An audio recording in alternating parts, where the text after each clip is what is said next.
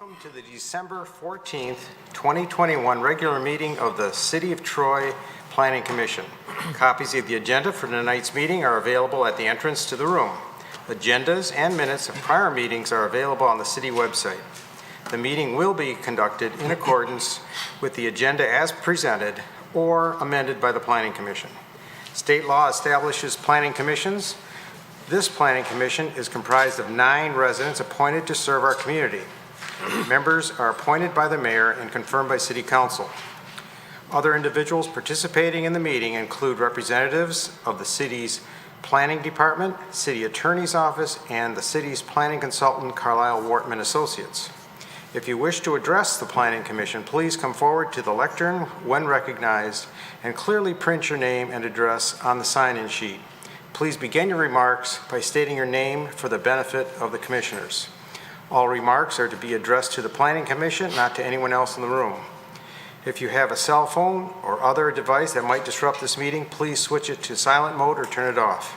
At this time, I'd like the Planning Commission Recording Secretary, Kathy Zarnicki, to conduct the roll call, please. Mr. Faison. Here. Mr. Hudson. Here. Mr. Krent. Here. Mr. Lambert. Here. Ms. Malala Holly. Here. Ms. Parakis. Here. Mr. Rahman. Here. Mr. Roush. Here. Mr. Tagle. Quorum present, Mr. Chair. Thank you. The next item on our agenda is approval of tonight's agenda. Do I have a motion to approve tonight's agenda? Mr. Chairman, I have Mr. Faison? Yeah, I'll move to approve the Okay. agenda. Second? Go ahead, Mr. Lambert. Mr. Chairman. Yes. I have an issue with the minutes. Oh, sure. I reviewed the minutes and found them incomplete, leaving out the concerns made and objections made by myself and others.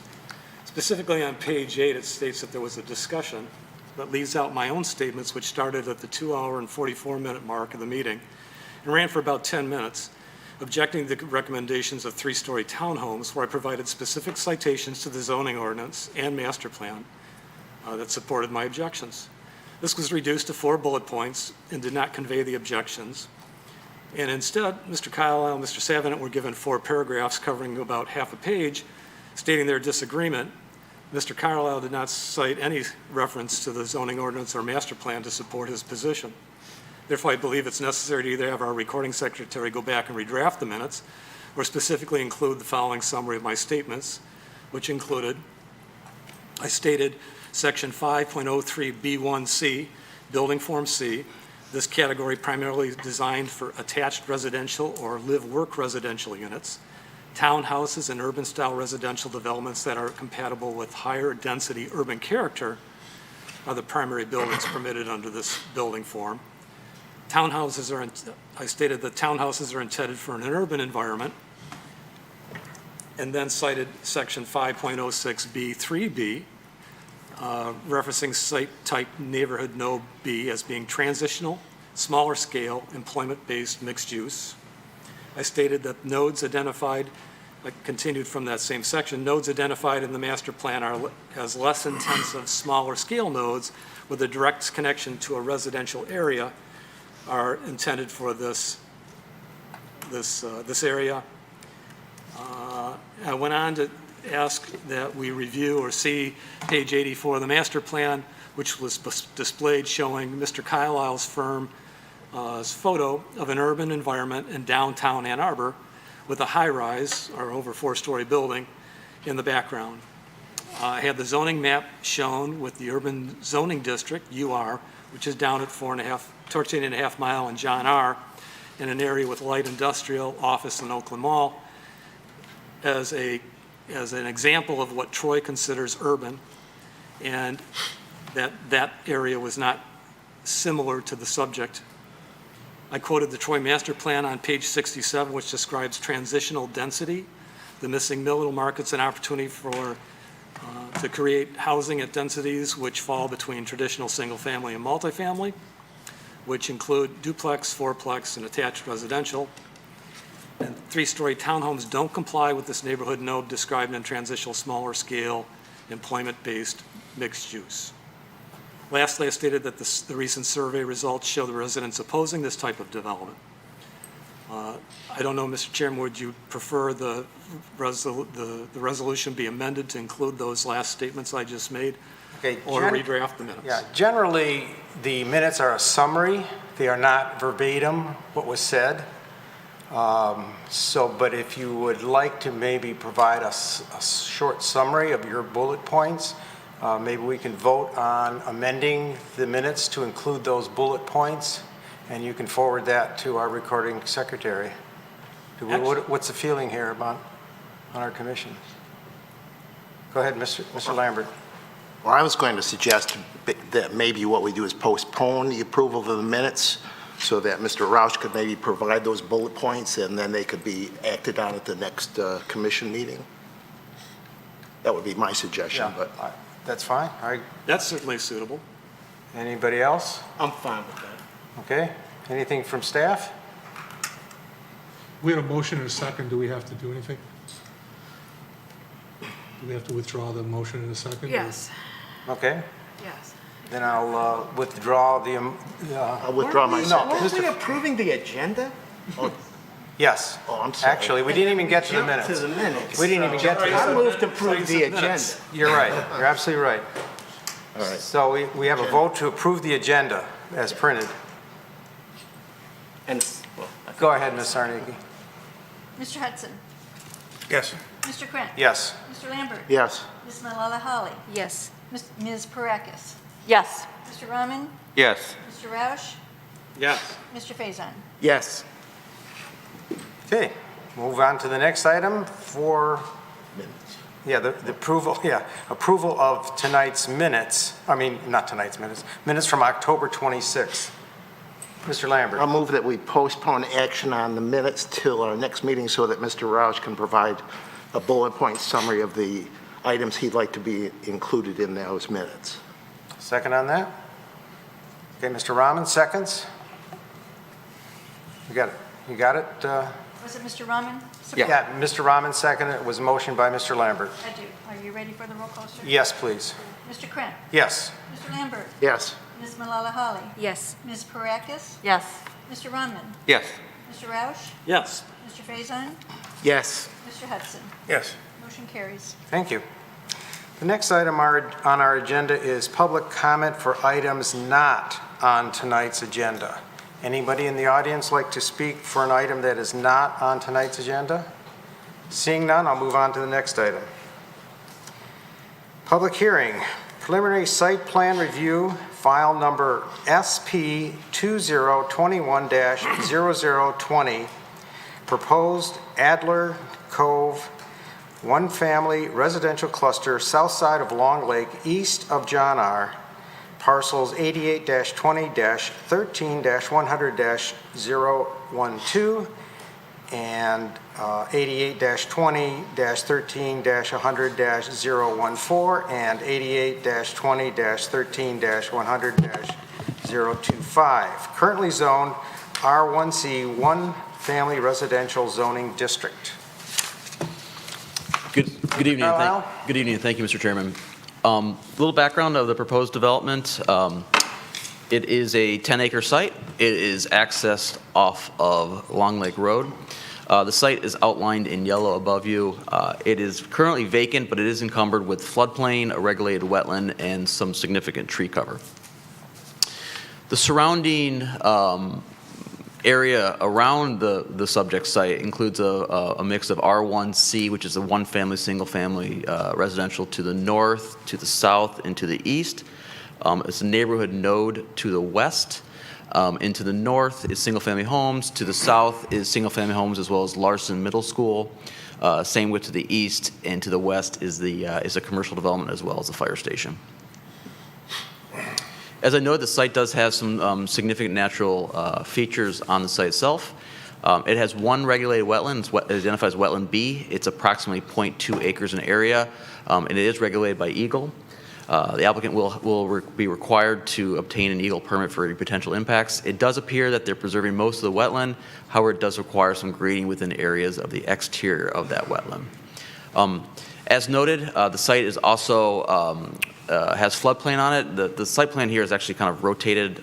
North is to the left of the photo. The applicant submitted a letter of map amendment through the FEMA, through FEMA to adjust the floodplain limits. When my report was written, they hadn't received that response back. We just got a letter back today from the applicant saying that that letter of map amendment, a revision was approved by FEMA, and so the floodplain shown on the plan is reflective of that change. So there is no impact or no development within the floodplain itself. The applicant did conduct a tree survey of the site. There are approximately 450 trees on the site. They note that many of the trees are either in poor condition, invasive, or not of high quality, and they note that there's an especially high number of cottonwoods on the site. In the tree survey, they identified a total of 33 trees that are regulated, and they're preserving 11 of those 33 trees, and the amount that they are preserving does not require them to mitigate or add any additional trees as a result of woodland removal. The site plan is in front of you. The applicant is doing it through what we call a cluster or open space preservation option. They're seeking approval for 20 units. All 20 of those units, are shown as little kind of gray boxes on the site. Those will all be accessed off a new road off of Long Lake Drive itself. There's going to be one point of access. The lots range in size from approximately 6,900 square feet to approximately 13,000 square feet. The applicant was required to provide a parallel plan. They have provided that parallel plan. It's in your packet. It shows an underlying density of 15 units. So in exchange for 5 additional units, the applicant is providing a parallel plan that provides approximately 38% of the site as open space. The intent of the cluster open space development is to encourage open space and, in addition, natural resource preservation. In order to do so, we allow relaxation in the building area as well as setbacks from the underlying zoning district. In this case, it happens to be R1C. We note that in the review of the plan, the only encroachment the applicant is asking for is that of decks. As set forth in the zoning ordinance under Article 7, we do allow decks to encroach into a required rear yard up to 15 feet from the edge of the building. However, at no point may a rear yard be less than 25 feet. This provision was really written for the conventional R1 through R5, which you have a 40-foot setback. So basically this says you can have a deck that encroaches 15 feet off a house, but still maintains that 25-foot rear yard. So again, a 40-foot setback. Where it doesn't really relay very well is in the cluster ordinance, because you still can't get that 15 feet and still have that required 25-foot rear yard. So in this case, these homes do extend 15 feet off the property, off the rear of the building, but they encroach 15 feet. They're only required now a 15-foot rear yard setback. However, when you actually look at the additional buffer the applicant is applying as part of the cluster, they're actually farther from the adjacent property line than they would be under a conventional R1 subdivision. I hope that's clear, that the amount of required rear yard in the individual lot itself is less, but when you add on the additional open space required as part of the cluster, they're actually farther set back than they would be under a conventional development. So the applicant is seeking relief of that smaller rear yard on their own property itself. As noted, the applicant is preserving approximately 3.8 acres of common open space. That's about 38% of the site. The area of the open space is provided predominantly along the western property line. This is the area of the floodplain and the noted regulated wetland I spoke about. In addition, they are preserving a significant amount of area on the southern end, kind of adjacent to Larson Middle School, and they're also providing a collar of open space around the entire property, but also allows for additional buffer along the eastern property line as well. That collar is as narrow as 10 feet in some points, as large as 100 feet in other points around the property. As noted, vehicular access will be from one single location off of Long Lake. The applicant is proposing a 5-foot wide sidewalk throughout the development, and it will connect to the existing sidewalk on Long Lake as well. There are, I think there's 11 standards that the Planning Commission should consider as regards to the cluster development itself. We've gone over these many times for your review. And so in summary, the Planning Commission is to determine if the site itself meets the qualifications for a cluster, if the standards have been met, if the additional units are commensurate with the amount of open space being preserved. I want to show you on the left graphic is how the site would be developed under conventional subdivision. Again, it's 15 lots, no common open space other than if you consider the detention pond a common open space, development within the floodplain and the wetland, et cetera, and there's no, really no buffering from adjacent properties. On the right is what's proposed. It's 20 lots with that open space. So in exchange for 5 additional lots, the applicant is preserving 38% of the site as open space, protection of the wetland, protection of the floodplain, the open space collars I noted, as well as additional woodland protection. With that being said, there are a few items for the applicant or for the Planning Commission to consider. The issue of the decks, as I noted earlier in my report, as well as materials and the elevations were not indicated for us to review the quality of those materials. With that being said, the Planning Commission can either postpone action to make further refinements on the application itself or forward a recommendation for the City Council for their consideration. Thank you. Thank you very much. Any comments for Mr. Rahman? Put up his hand first. Go ahead. The setback requirement, it has to be approved by the ZBA, right?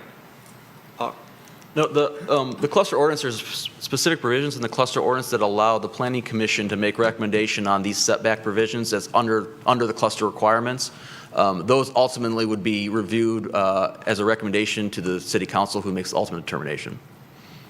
So this does not require a variance to the Zoning Board of Appeals because it's set forth in the clustered ordinance. Didn't we have some kind of situation in another property where there was some?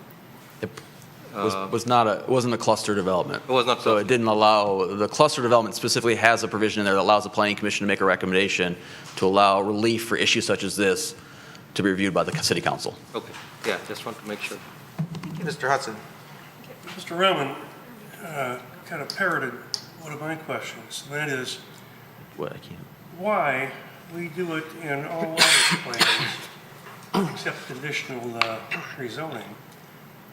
Somebody wants a variance, we make them go to the Zoning Board of Appeals before we deal with it. And I don't see why this should be an exception. Further, I think the comparison of the setbacks with the ordinary zoning we have with our site plans approval versus the cluster is inappropriate. I think it's apples and oranges that we're talking about. And I'll get into that a little further into the hearing tonight. Okay. Go ahead, Ms. Barakis. Yeah, I had a question. Could you go back to the screen before where you showed the parallel plan? Yeah, thank you. You know, the comment was made that in the one to the left, they would be building in the wetlands and the floodplain. But is that really permitted? I mean, it seems like the left side can't really happen because of the floodplain and the wetlands. Yeah, with fill and grading, you can develop within a floodplain, provided you get FEMA permission. So yeah, you could develop in theory within the floodplain. Okay. Anyone else? Go ahead, Mr. Lambert. Just a couple of questions. One, this may be the developer that have to answer the question, but on the proposed detention/retention pond, is it one that's eliminates the necessity for a fence around it like some of the older subdivisions, or is that something the developer would be able to answer? It's a better question for the developer to answer. Okay. The second question and I'm glad my two colleagues asked about the ZBA and whether they should be involved or not, but if for some reason we were to allow them to encroach into that setback area, could we require as a condition of that they use some type of a permeable paving surface so that you have less of an impact upon the absorption of rainwater into that area?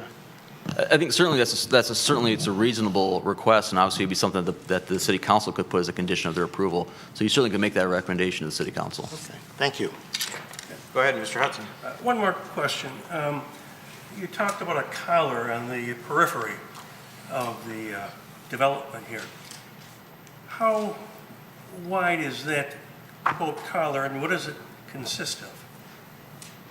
So it's, Mr. Hudson, if you look above you, behind you there, the collar is this I understand what the color is. It's going to be, it's as narrow as 10 feet, and I believe it's this location.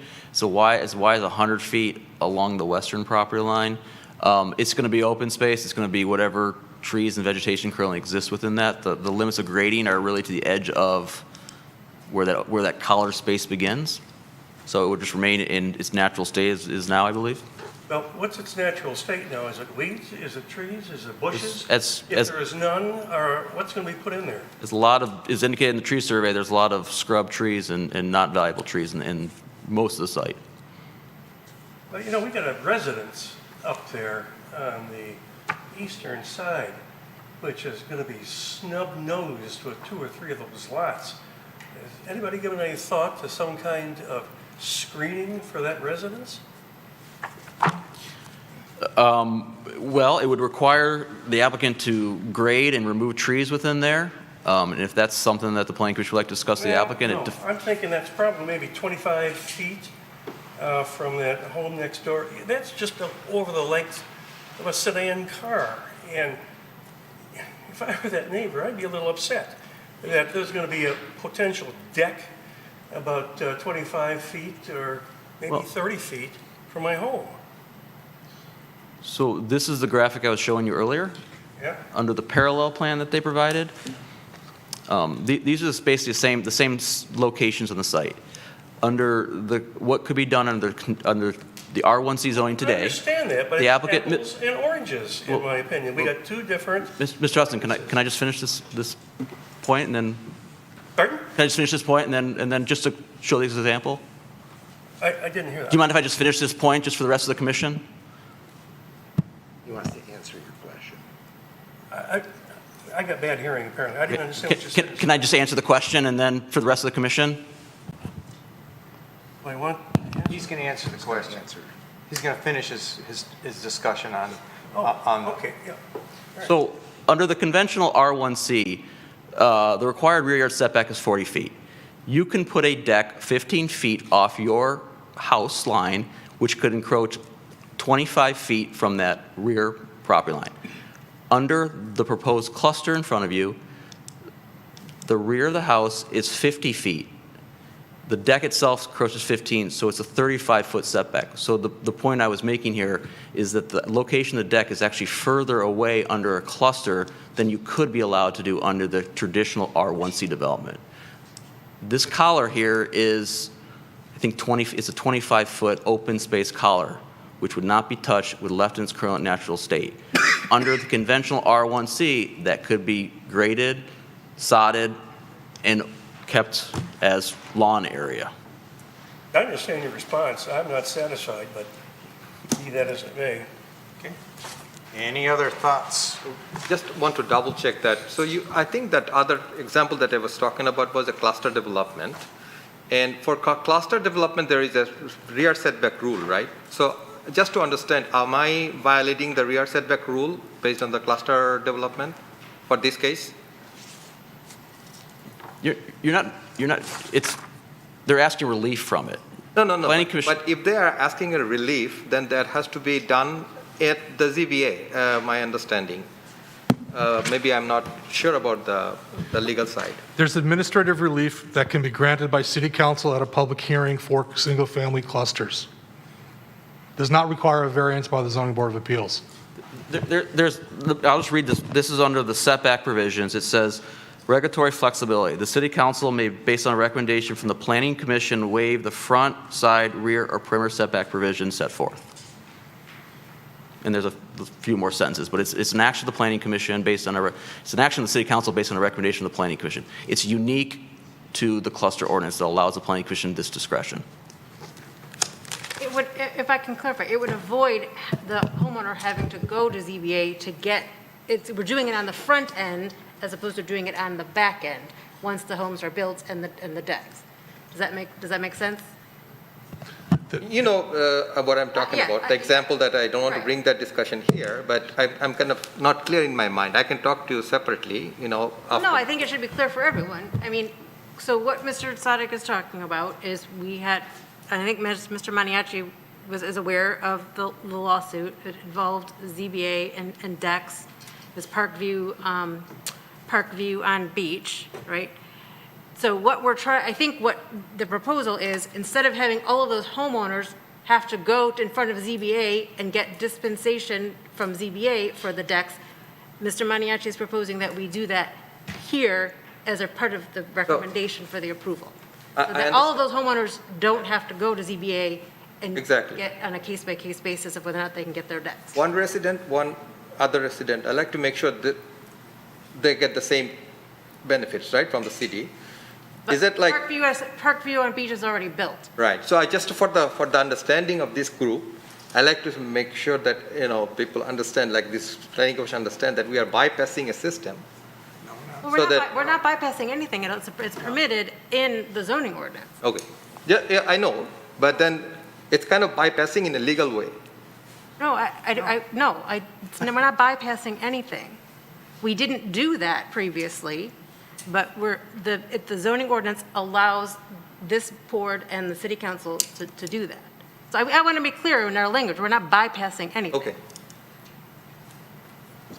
Ms. Malala Holly had her hand up, but were you first? I just was going to ask for clarification. Okay, go ahead. Ms. Malala Holly. Thank you, Chairman Krent. Am I understanding this correctly? There are about 4 homes that might have this issue happen? Mr. Carlisle, am I correct? It's 13, 14? I believe it was 4 homes. Am I correct on that? I think that's correct. I'll have to double check my notes. Sure, thanks. Okay, Mr. Faison. So, Mr. Friend, my question was, going back to that discussion of the other project versus this one, was the other project a cluster Yes, it was. as well? Yes. But to be clear, it was approved by the Planning Commission, or recommended for approval, went to City Council, and then after the fact, after it was approved, an individual lot owner came in and asked for a variance. Right. This is to circumvent, not circumvent, I think maybe the applicant learned his lesson and said, I want to see if I can get approval through this process so that the applicants have the right to come in and put the decks in without having to go to the ZBA. And that's what the cluster ordinance allows, and allows the Planning Commission to have that discretion. If the Planning Commission feels uncomfortable with that, you can make that recommendation to City Council, and then if future homeowners want to come in for a deck, they would have to go through the ZBA process. No, understood. And then the follow-up, I had the same question as Ms. Malala Holly. It's only the 4 units, not all of the ones on that, looks like that eastern It's side? just decks on 14 through 18 encroaching that perimeter setback requirement. Thank you. Go ahead, Mr. Roush. I have a couple questions. One's kind of a follow-up on that subject right there. So if you grant this for the 4, wouldn't you really have to grant it for the remainder? Or would they have to go to then BZA to get approval for them? Their setbacks are far enough back where they don't encroach into that setback. It only affects these 4 that are closest to this property line. All the rest are far enough from the rear property line that they don't they don't need the relief. So really, we're only talking about one, I don't know, Okay. these 4, because they're the closest ones to these adjacent property line. Okay. Mr. Carlisle, with Wait, Mr. Roush is finishing. You had another part to your... I have another question, but if it's on the same issue, I'll hold my question back. All right, go ahead, Mr. No, Brown. no, no. I'm saying that it's the person who's building the deck, right? If I want to build a larger deck, then I have to go to ZBA. If the Planning Commission makes a recommendation for this deck relief, Yeah. the City Council grants it, the applicant is allowed to build within the parameters under which you approve it tonight. If they want to build something larger, then, Ms. Dufresne, correct me if I'm wrong, if it's outside of that boundary, then they would have to go into the ZBA for approval. Right. Okay. Just make sure everybody understands that this is not the end of it. So if you want to make it a larger, then I still have to go through. So, but that specific size or smaller, they don't have to go to the ZBA. If ultimately the City Council approves that as part of this plan, yes. They do. Right. Yes. Thank you. Mr. Roush, you want to follow up on something? Yeah, my question is in the same area, but not reference to the deck. I understand that. Thank you for the explanation. The question I have is with regard to the setback. Is the setback there of those homes was 40 feet? Is that correct? Because it has to be so is the distance just for those 4 homes that they get to 40 feet from the property line? Or I'm kind of confused as to looking at the open space on the drawing and understanding, because unfortunately the drawing I have, I can't see the dimension from the rear of the house to the property line. So This one shows It says 50 feet on it's the, 50 feet. Okay, So, and the requirement is 40 feet. okay, so here's my question. Can you show me the requirements for open space? It seems to me that setbacks are not allowed to be considered within open space. We've always, in cluster, we've always counted the collar under open space as part of the required perimeter setback. Can you pull up a section of the zoning ordinance, please? I'll have to look for it, but that's what we've always treated it that way. I understand what you've always done, but if the zoning ordinance says something different, I'd like to know that.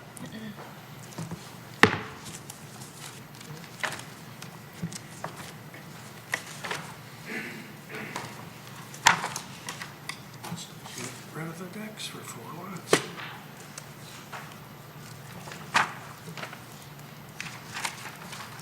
while Mr. Carlisle's doing that, I just wanted to mention to the rest of the commission that, like Mr. Carlisle said at the outset, with this allowance for them to build that 15-foot deck going back, there's a greater distance between the deck and the property line. In other words, it's 35 feet compared to what would be allowed under the normal non-cluster development of only, that deck could be within 25 feet of the property line. So there's an additional 10-foot length greater in the cluster to the neighboring property. So those 4 homes, let's say that neighbor is close by, they could have built a deck within 25 foot of that property line. Under this, it's 35 feet away from that other property line. So I think it's a better solution for both situations, for both the neighbor and, the new development and the neighbor.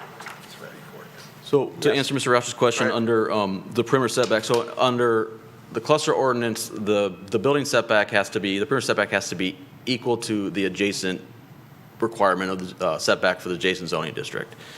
So what it says is the perimeter setback for all principal structures from the borders of the development shall be equal to the rear yard setback requirement for the underlying zoning district of the property directly adjacent to each border.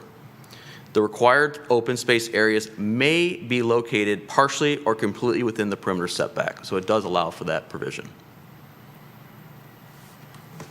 Thank you. Okay. Any further thoughts for our staff? Go ahead. The one more item that my understanding, based on the zoning ordinance, is the open space should be accessible from all the houses or the buildings. So I see that open space is only on the one side, but the other side is like all cramped. So I don't know if you had a chance to think about it, Mr. Carlisle. Open space must be accessible from all. Accessible. I don't know how you make open space accessible from every single lot, and I mean the open space has to be under common ownership. It can't be singly owned. So this whole area is technically accessible by any lot. You can walk within the open space to get to the other part of the open space. So it is accessible. It's not open space is not directly adjacent to every. I'm reading from this. I'm just. It says the required open space shall be accessible to all residents of the open space preservation development or the city of Troy. So that open space is accessible to all those owners. Sure it is. You can walk around the whole thing. okay. So it's not like evenly distributed or But it's not distributed because they're trying to preserve the most important and natural features, which are all which are on the west side of the property. But we're losing a lot of trees, though. I'm sorry. We're losing a lot of trees. We're losing a lot of trees, but those trees again aren't protected trees under our ordinance. They're of either not quality or invasive or dying poor quality trees. There's only what I think I noted 33 that are regulated by Yeah, I ordinance. drove around today a couple of times. They look pretty healthy to me. I mean, as far as I can see, it's not the right time, all the leaves are gone, but there are a lot of them there. So I was thinking that if we can drop few houses off, like, make it fewer, then maybe we could save more trees. That's my feeling, and then we can also have better access to the open space from the other side. So it's just an idea we need to discuss as a planning commission. Thank you. Anything else before we bring up the developer? Seeing none, would the developer please come up and tell us about your project? Good evening. I'm just going to grab the clicker. Sure. Yep.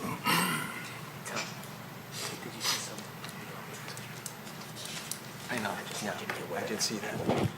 Good evening. I am Jim Epping. I'm a land planner located in Clarkston, Michigan. I'm representing tonight Joe Manici and Mandarin Properties, along with PEA engineers are with us tonight as well.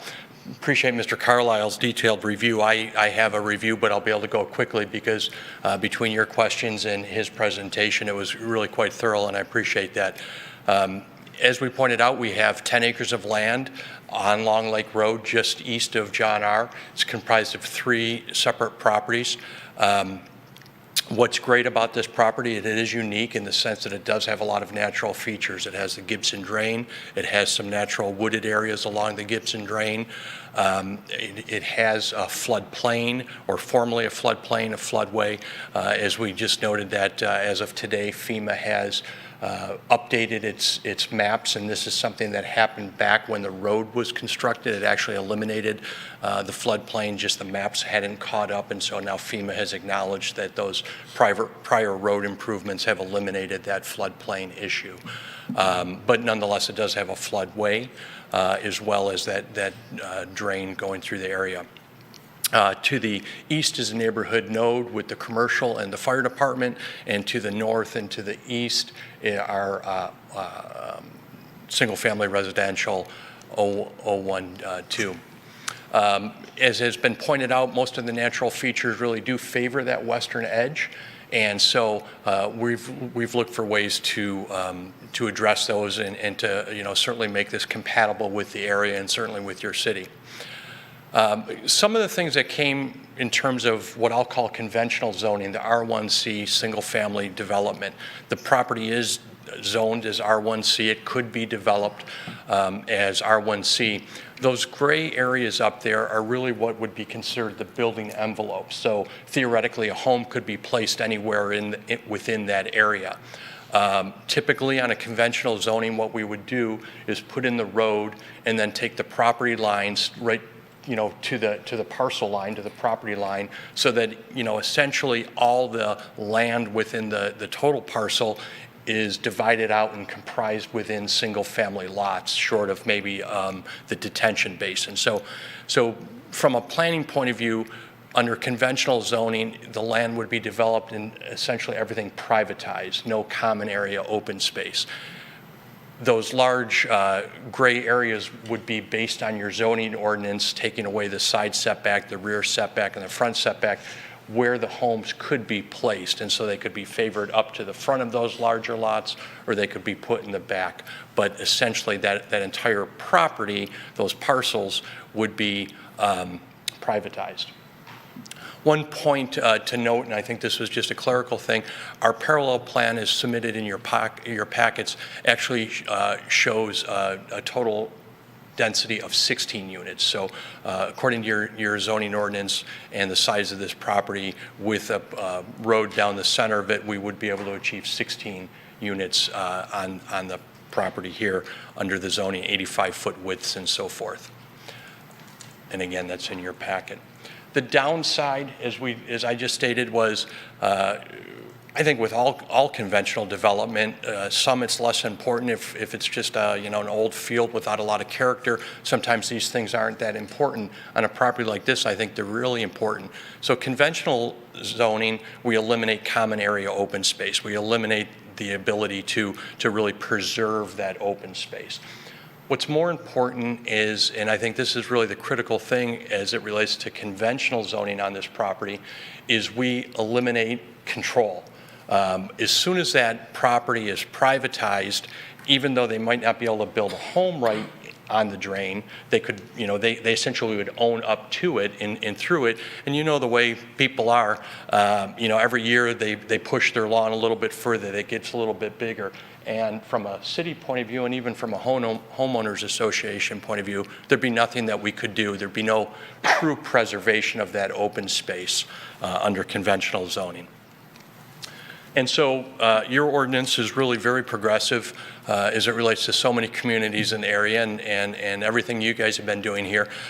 Through your master plan, through your zoning ordinance, you've really held out single-family, one-family cluster developments as an alternative development process to achieve some of the very same things we just talked about: open space, preservation, unique landforms, and so forth. I won't go through these, Mr. Carlisle. I appreciated going through them, and it sounds like you guys have discussed these, but again, the one-family cluster option articulates out 7 or 8 different goals of the cluster option, and really chief among those is a preservation of open space, the flexibility of neighborhood design, and so forth. What's really terrific, and what I'm proud to be associated with, is a company that you know very well, Mondrian Properties, who has been developing in Troy for decades. Their last 6 developments over the last 4 years in your city all have used the open space one-family cluster option. And if we take just the last 6 properties that were developed within your town, Joe and his team have preserved 30 acres of open space. Now, that'll be perpetual open space that isn't going to be developed. That's 30 acres within your city that is natural open space. And so we think it's a great option. We think that it was a very insightful ordinance addition that you guys have done that allows us to continue to preserve open space. All communities. I live up in Clarkston, and by most people's perception, that's a rural community compared to Troy, but we're worried about open space. Every community is. And with the quality of your neighborhoods here, the preservation of open space forever, not privatizing it, but keeping it within the HOA's jurisdiction, we think is very important. So 30 acres of open space preserved in the last 4 years just through Joe and his team. And so we're excited to continue that tradition forward. With our one-family cluster option, again, we worked with your ordinance. We really are not looking for any deviations from your ordinance in terms of the bonus, in terms of the open space. What's neat is we're proposing 38% open space as your ordinance defines it. When we really look at area that's not going to be developed, things that couldn't be built on, like the drain. But if we take the whole area and we really do an analysis of the property, we're saving just over 5¼ acres of undeveloped land. So about 38% of it is going to be open space by definition within your ordinance, but about 60% of the total site is going to be undeveloped or natural open space. So think of it both by the letter of the ordinance as 38%, but think of it as a total impact to the community or preservation to the community of about 60% open space. I'm going to come back to the decks because I think that's an important issue, but I'll go through a little bit how I'm thinking of it and why that makes sense to me. What's nice too about the lots and what Joe and his team have done is we have heard loud and clear about the goal to bring a number of different housing types to the community. And so again, under conventional zoning with the larger lots, typically on a lot size this big and under R1C, we could see a 3,500, 4,000, even up to a 5,000 square foot home. On the clustered lots, which are a little bit smaller, still good size again compared to Clarkston or other areas, 65 foot wide, 115 foot deep. That's going to accommodate a home anywhere from about 1,900 square feet up to 2,900 square foot. So still beautiful for sale homes, but probably a greater cross-section of size, greater cross-section of attainability throughout the community. And so we think it's a great way for people who are getting older in age to stay within the community, not have to move out to other areas, downsize from their 5-bedroom and come to a 2,000 square foot home, up to a 2,900 square foot home. So it's going to give, it's not going to be cookie cutter. Everything's going to look, different sizes and a lot of different models, even within the 20 lots. In terms of the decks, especially on that eastern side, the way John and I looked at it as we went through the ordinance and developed the site plan was to, and I think some of you pointed out the difference, distinction between a setback and the buffer. Your ordinance requires a buffer, and so that collar is really that required buffer. Then when we get onto the single-family lots, there's a setback, right? We can't build that house right up to the setback. So in all the lots, and particularly those on the eastern side, we've got the setback within the single-family lot, and then beyond that, we've got the buffer. So even though I agree with you, it is a little apples to oranges in terms of the semantics of the ordinance, if we just erase the lines and just say, okay, where's the house going to be, and where's that edge of the parcel and the neighbor, under conventional zoning, that house could be closer to the property line, and that deck could be 25 foot from that property line. Because of your ordinance and kind of the wisdom in it, we require that buffer, and then we require the setback, so that property line doesn't change, but my deck is actually, if I erase all the lines, my deck at the end of the day is further away from that property line than it would be under conventional zoning. And I guess to take it one step further, what I think is good about that is that buffer is common area open space. So if I'm one of those guys that cuts my lawn and pushes back into that buffer, the homeowners association has the jurisdiction to say, no, wait a minute, that's a preserved buffer. That's not your property. That has to be open space. It can be walked on, people can walk around it, but I can't privatize it. So again, it took me, I spent a lot of time with John, with Joe in the ordinance, and I think we've analyzed that correctly, but I'm certainly willing to continue to talk about it. Mr. Carlisle again pointed out the ordinance's points that you guys should consider, should you consider recommending this to the council for approval. Again, there's about 7 or 8 different criteria.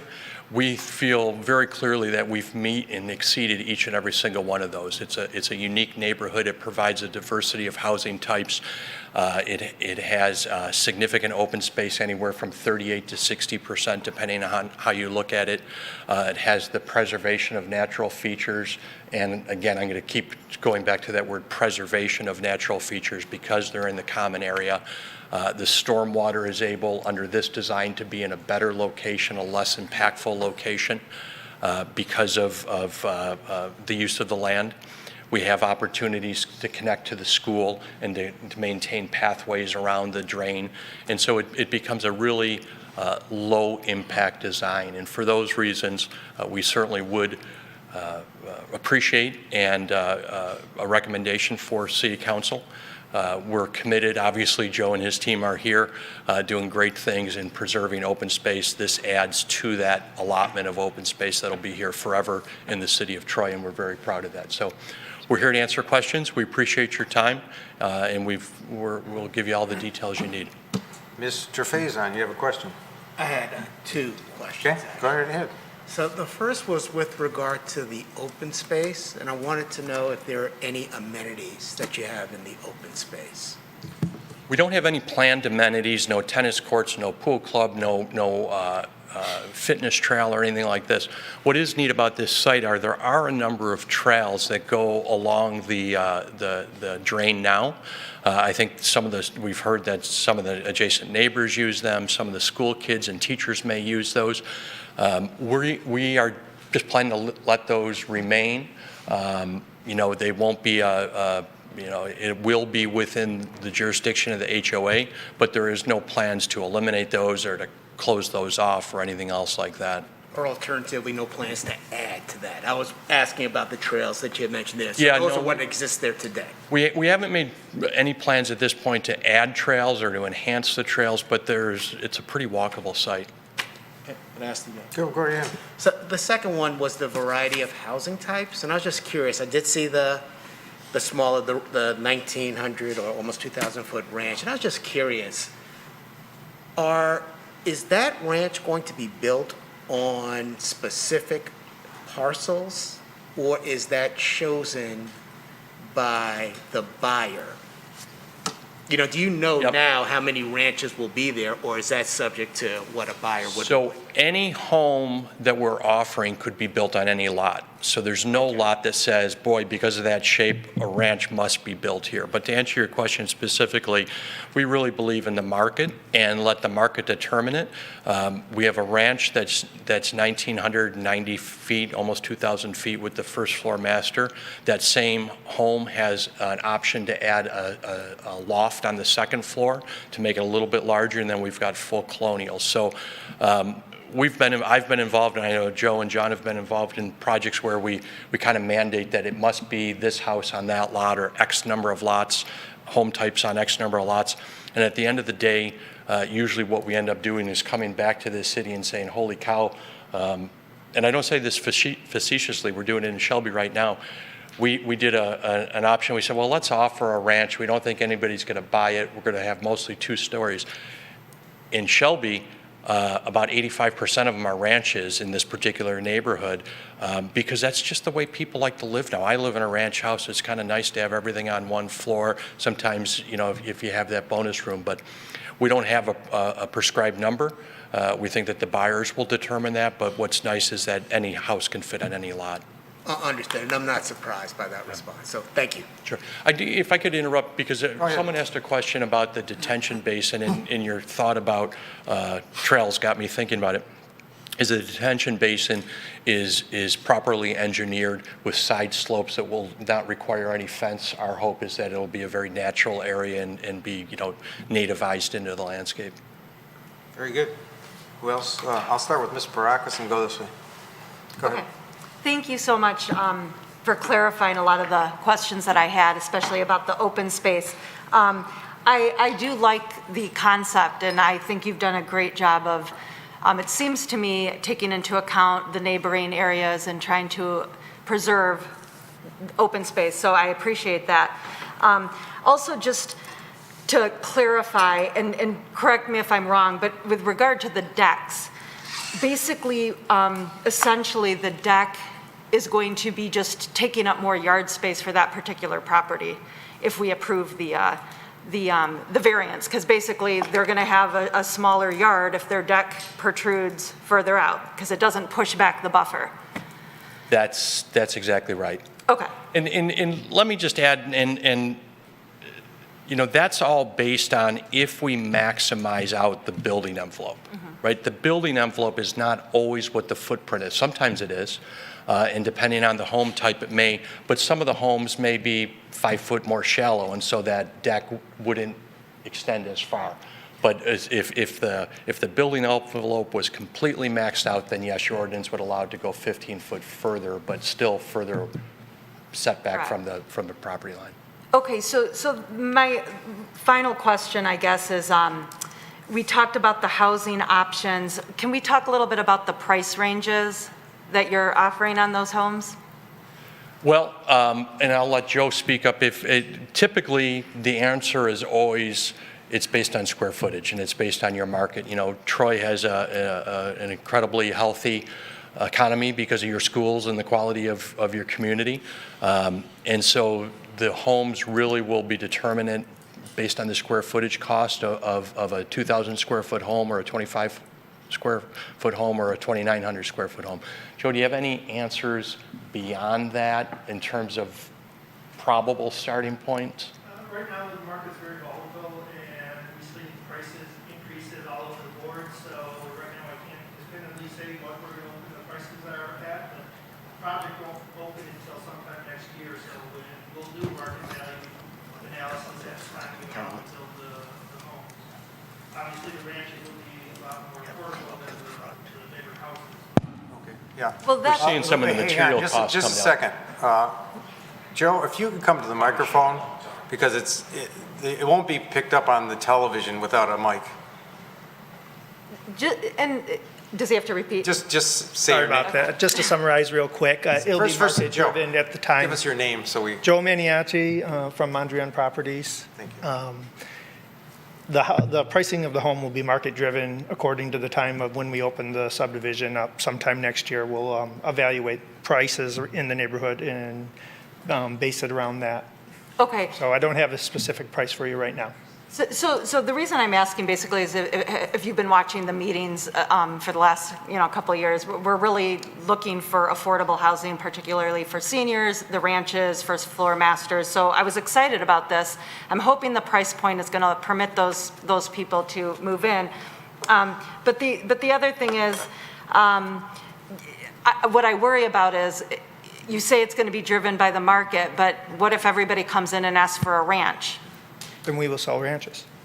I'm a builder by trade, and that's what I do. So we have model homes and blueprints that we show people. We're offering all types of homes that will fit within the perimeter of the subdivision or the lots. And so if everybody comes in and lines up to buy a ranch, we'll build all ranches. So we don't restrict anything. It's all market driven. Okay. So I was going to go to Mr. Rahman, then Ms. Holly. Go ahead, Mr. Rahman. I just have this simple question, but if everybody wants to make townhome, so are you going to make all of them townhome? no, townhomes not permitted in this. I'm sorry, the colonial? If that's what the market So that means, requires. we are not really restricting to have one story. There are no restrictions in the type of the homes. It's basically free Because, society. Historically, deciding- we see that most of the houses are colonial type, right? So the two-story. what most of the- and the most of the bedrooms are home at the buyers- top level. So I have a question for Mr. Savidan. Is there any way we can kind of promote the idea to at least have 10%, 15%, or 20%, like must be ranch style? I don't know. I mean, we are kind of going through the same circle and we're not seeing any diversity. It's just a discussion that maybe we need to have internally. I don't know. There's no requirement under the zoning ordinance right now that there's minimum square footages for homes in zoning districts. There's not requirements that there be a certain proportion of ranch versus colonial. I suppose we could figure out a way to mandate that mix, but right now we don't have that requirement. Yeah, this is just for the discussion purpose. I have a follow-up question though. There is the density bonus, right? So the applicant is not looking for any density bonus. So this is an option. The one-family residential cluster is an option, and what we did when we came up with this, and it was with input of the Planning Commission and it was input of City Council, is we tried to incentivize, not require, but incentivize the construction of smaller homes. Right. Originally, it was 1,500 square foot was the incentive. Now it's been raised to Now 1,900 square feet. But Mr. Maniaci and Mondrian have decided not to pursue that option. It is an option. But what they are doing is proposing a 1,990 square foot home, so it exceeds the 1,900 square foot maximum, but they are providing that as an option. And then theoretically, we could see 20 ranch homes, we could see 0 ranch homes, or anything in between. So, Mr. Maniaci, if you could just answer one question. I don't know if, sorry, so. Do you have any idea like how we can make it more profitable for you? Did you think about it so that you will have ranch style home? Because you probably built like most of the houses in Troy, right? And I'm proud of that. So you are the one who can really make some change. So what's your comments on that? That's a really hard question to answer. In a nutshell, if cost of materials went down and cost of land goes down, I guess that's one way of Did you getting do a break-even pricing. analysis like how dense it can be so that you can make it profitable for you? I can develop the subdivision with the 16 homes and be just a little less profitable than doing the 20 homes. But they're neck and neck, so if you decide not to approve the site plan, I can always move forward in a traditional development. I came to you with this option, well, I take it back. About 5 years ago, the cluster option came into play to preserve open space.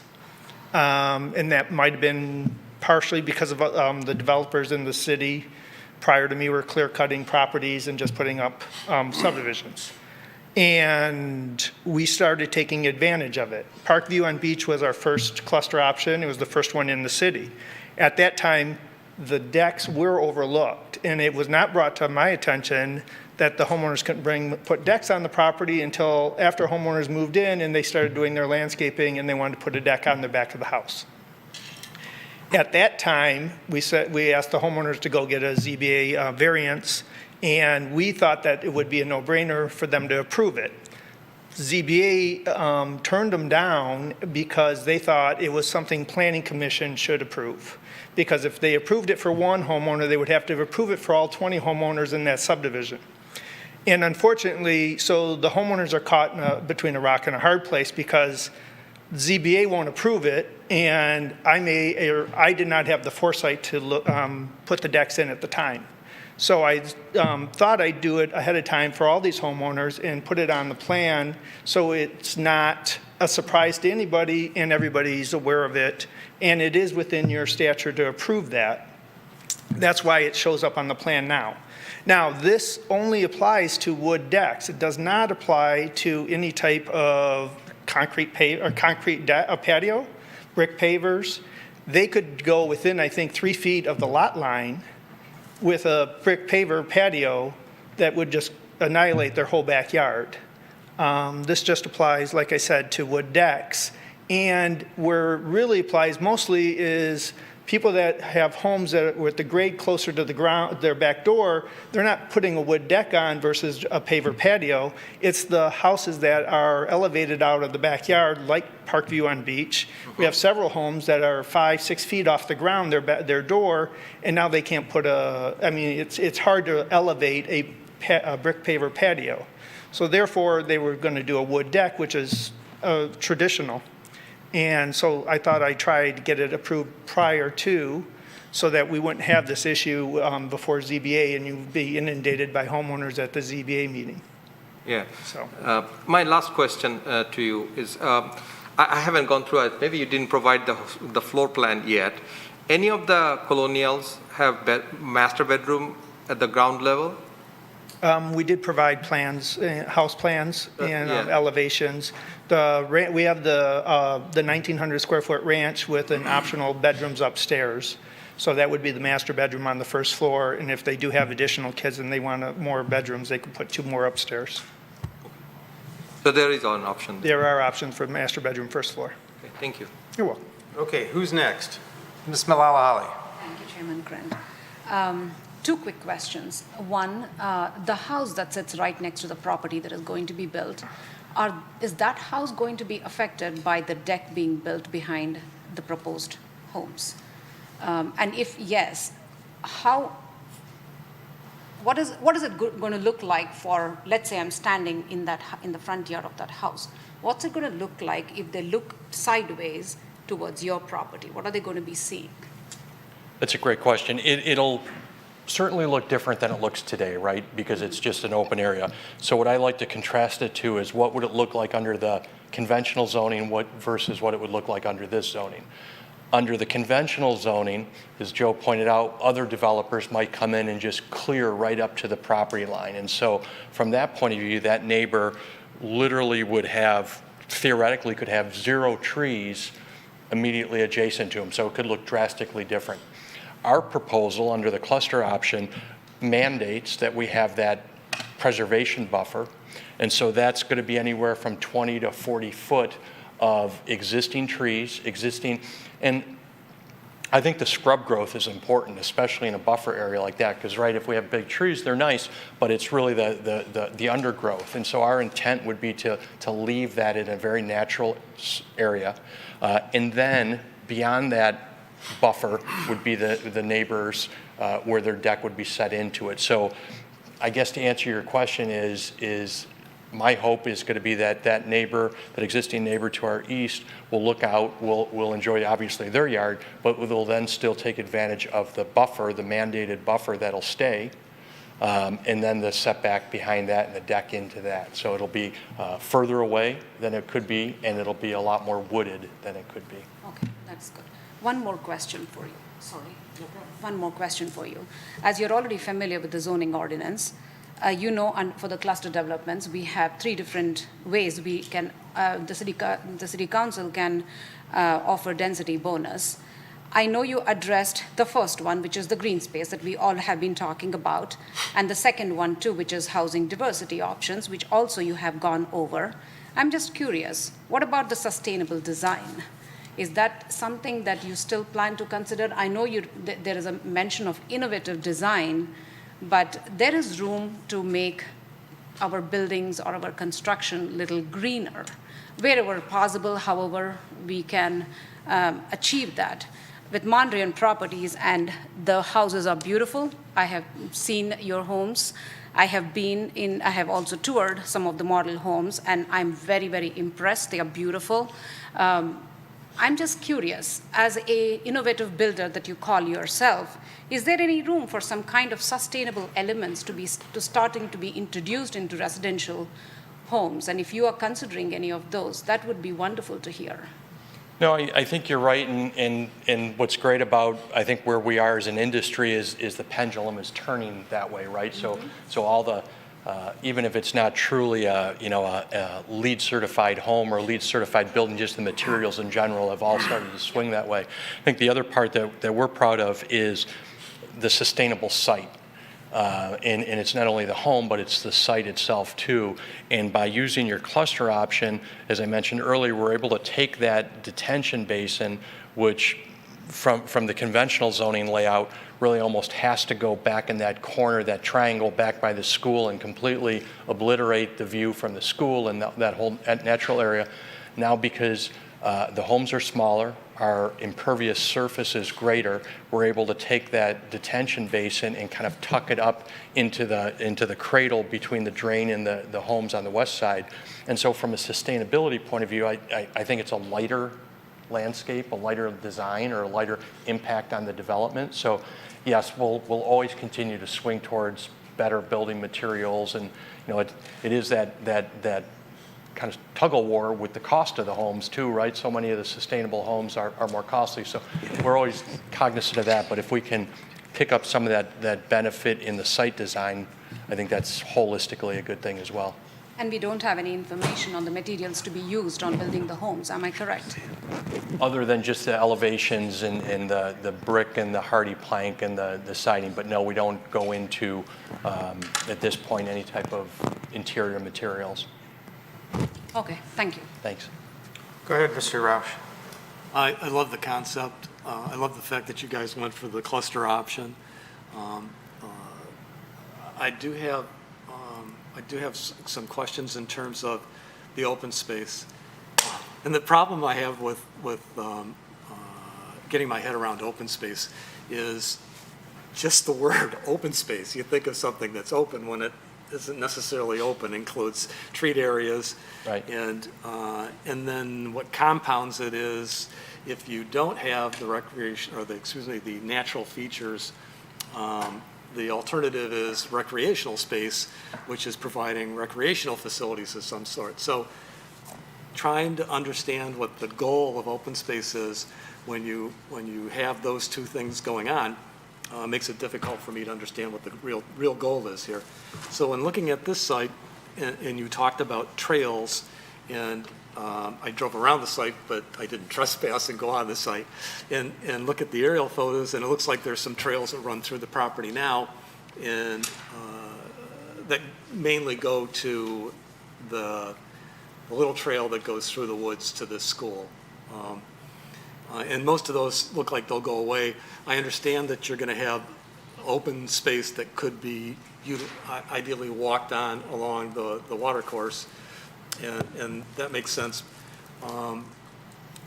But as it relates to the woods and things that are left remaining, just from the little bit of area that I could see, it was really dense. I mean, something that you couldn't walk through at the south end of the property, with most of it what appears to be wetlands from your wetlands map and the drawings you provided.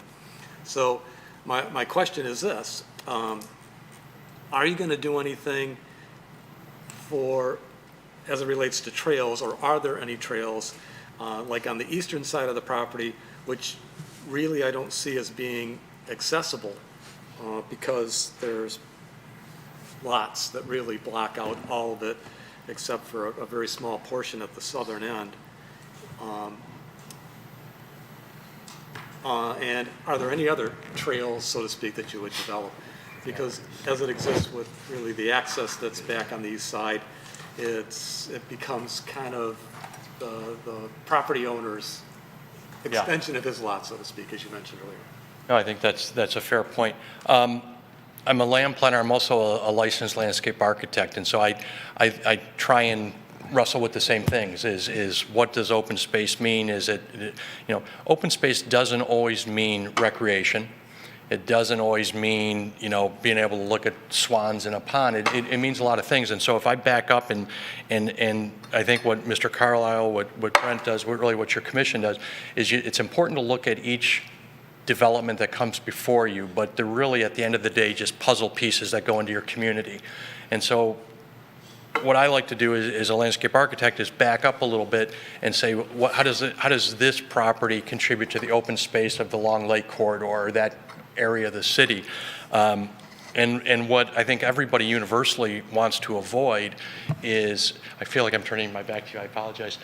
What we generally all want to avoid is just, as I drive down Long Lake, I don't want to, over the next decade, have so many trees disappear that, boy, it no longer feels like Troy. It no longer feels, kind of pastoral and green. And so I think what this property does, at the end of the day, recreational open space, a tennis court or a play set or those type of things, fitness trails, they become a responsibility of the HOA. And when we only have smaller infill sites with 20 homes, it becomes a financial and a jurisdiction and a safety issue and a policing issue for 20 homeowners. And so Joe and his team have kind of learned over their many, many developments is not to overburden that. So then I backed up and I looked at the ordinance and I said, well, from an open space point of view, 30% technically, but 5 1/4 acres, almost 60% true open space and preservation of that green space and that tree. So when I drive down Long Lake, it's going to feel very open and it's going to feel very green. So I think that's its contribution to the city, is that 60% of open space. To answer your question directly about the trails, again, we have those trails there. I think it is going to have to be a kind of an exploration of how they're truly used by the school. We'd love to welcome the school. At the end of the day, it will be owned by the HOA, and there's going to be insurance, considerations from an HOA point of view and all those different things. So it really can't become a public space, but it certainly could become a passive recreational space.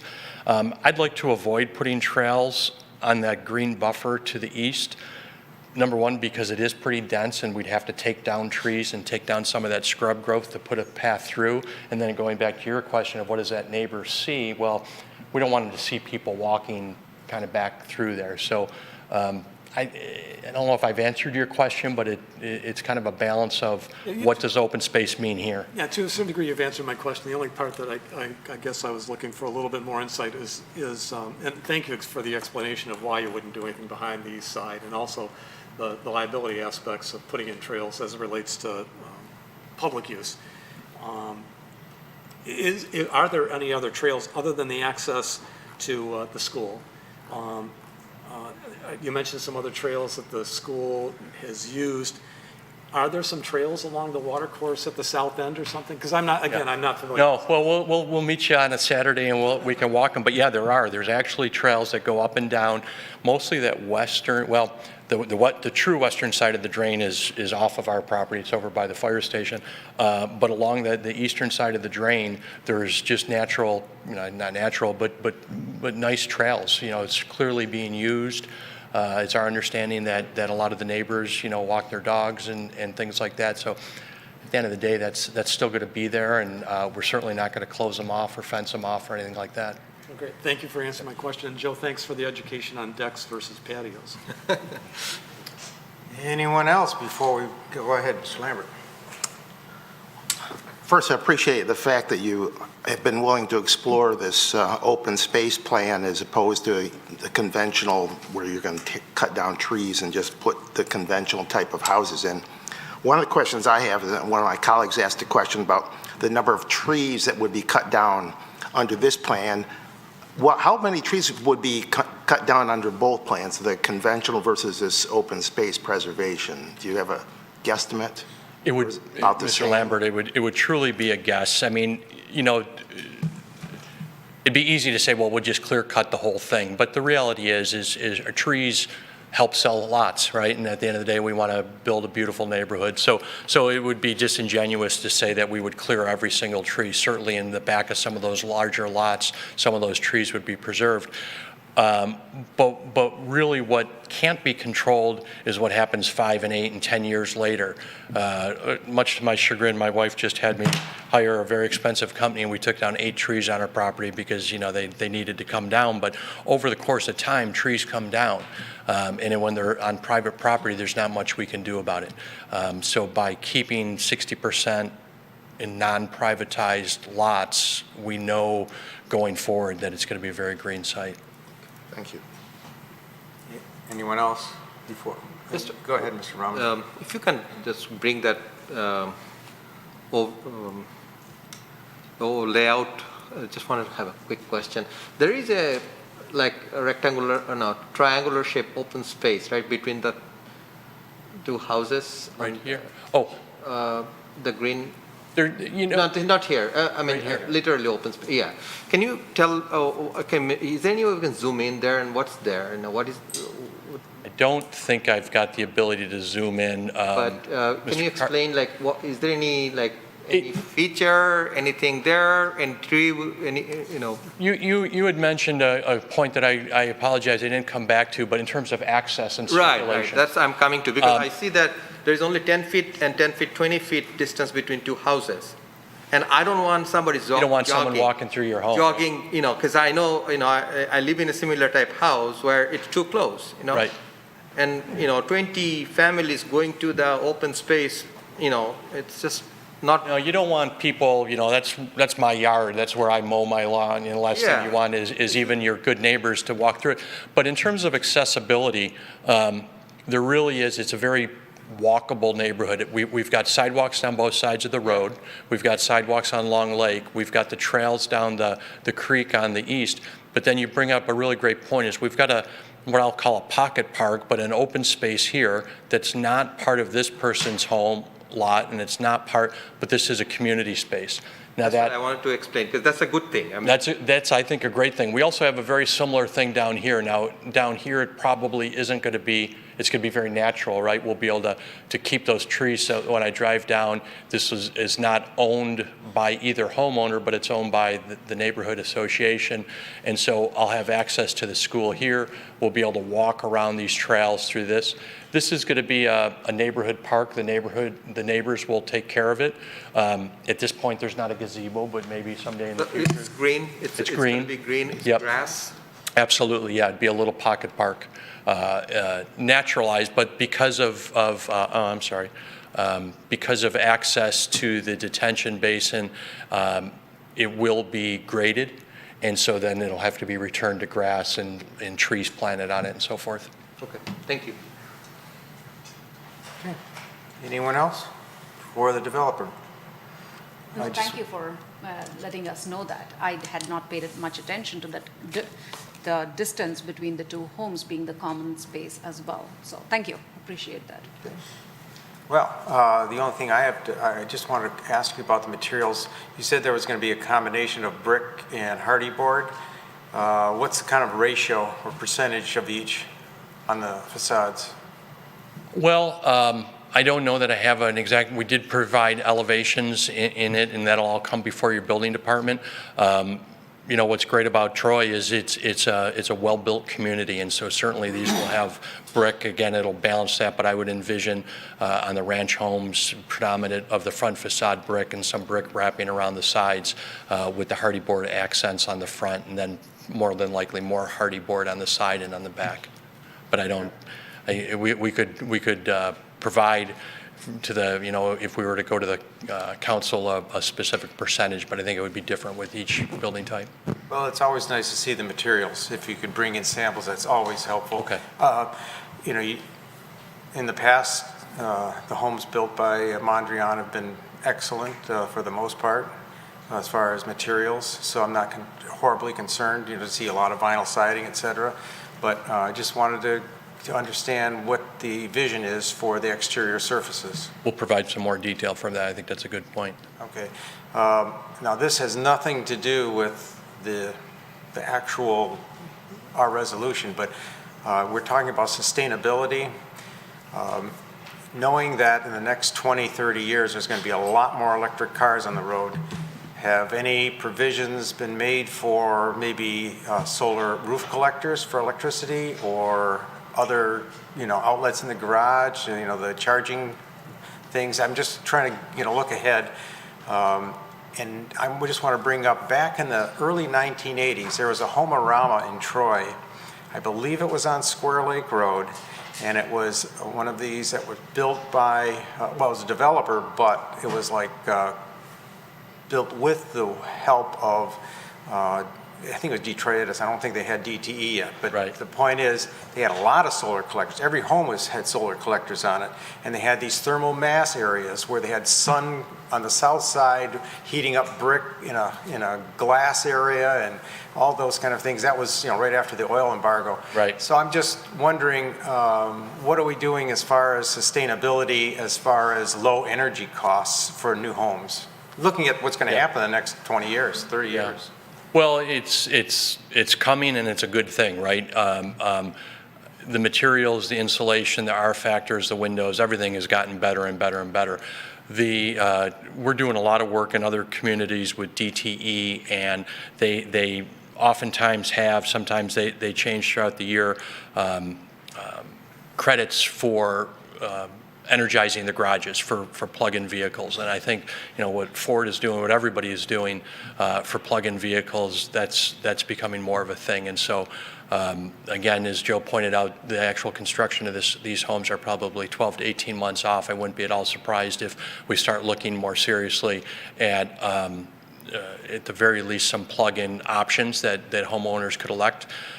Some of the solar power and things like that are the technology's become so much better than it used to be. Obviously, we're not in California or Arizona. Again, some of the work I do with DTE, they're actually doing some offset credits where you can buy green energy and contribute on more of a regional scale to developing alternative energy sources than just at your home. So there's a lot of different options to consider, but certainly the plug-in cars, I think, are going to become more and more of a standard. Okay. Well, in that case, this is not a public hearing, but we generally... It is. Oh, we have, pardon? It is a public hearing. It is. Oh, I'm sorry. I didn't see it in the agenda. I must have not read it. So I'm going to open the public hearing at this point, and if you would, come up to the lectern, sign in, and state your name and your address so we all can understand who's talking with us. So at this point, I'm opening a public hearing.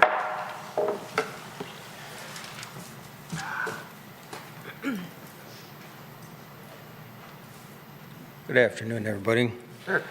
My name is David Irwin, live at 2180 East Long Lake Road. We're the property right next door to this. My name's Lynn.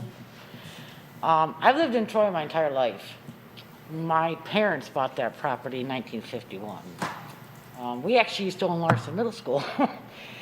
My concern is it going to be public access for their houses as close as they are for people to walk between our house and their house because of being an open space area?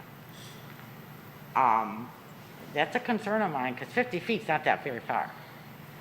Another concern, he was talking about flood areas, because they're going to be raising the property there, is that going to cause our property to be flooded? Yeah, because it's low in there. We put a pond in actually because it was always wet in there anyhow, so we dug a pond to help with that, but it's always low in there in the spring and the fall. Like wet? So this is going to cause more water runoff on our property, and people like to put chemicals on their lawns and everything. That's going to get into the pond. So how do we stop that? And what's my liability, because of, it's classified as a retention pond. It was just put in, and our house burnt in 2013, so it was just rebuilt in 14. And City of Troy had them allowed us to put a retention pond in because of how wet it was back there. What's going to be my liability with having the water there with all the houses now coming in?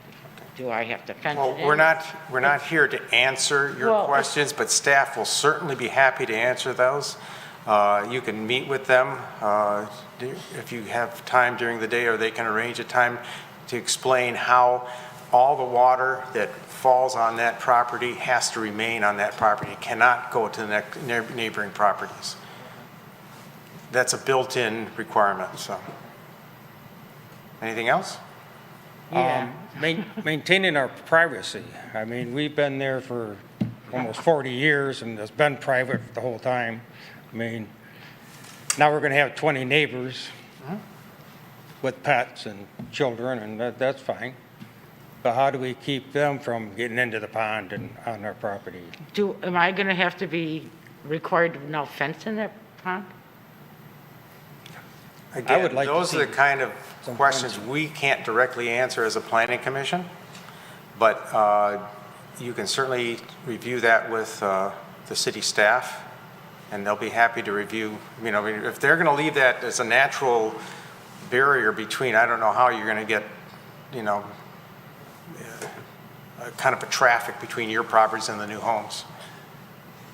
Do you see our concern? Oh, yeah, sure. Okay. All right? All right, thank you. Anyone else?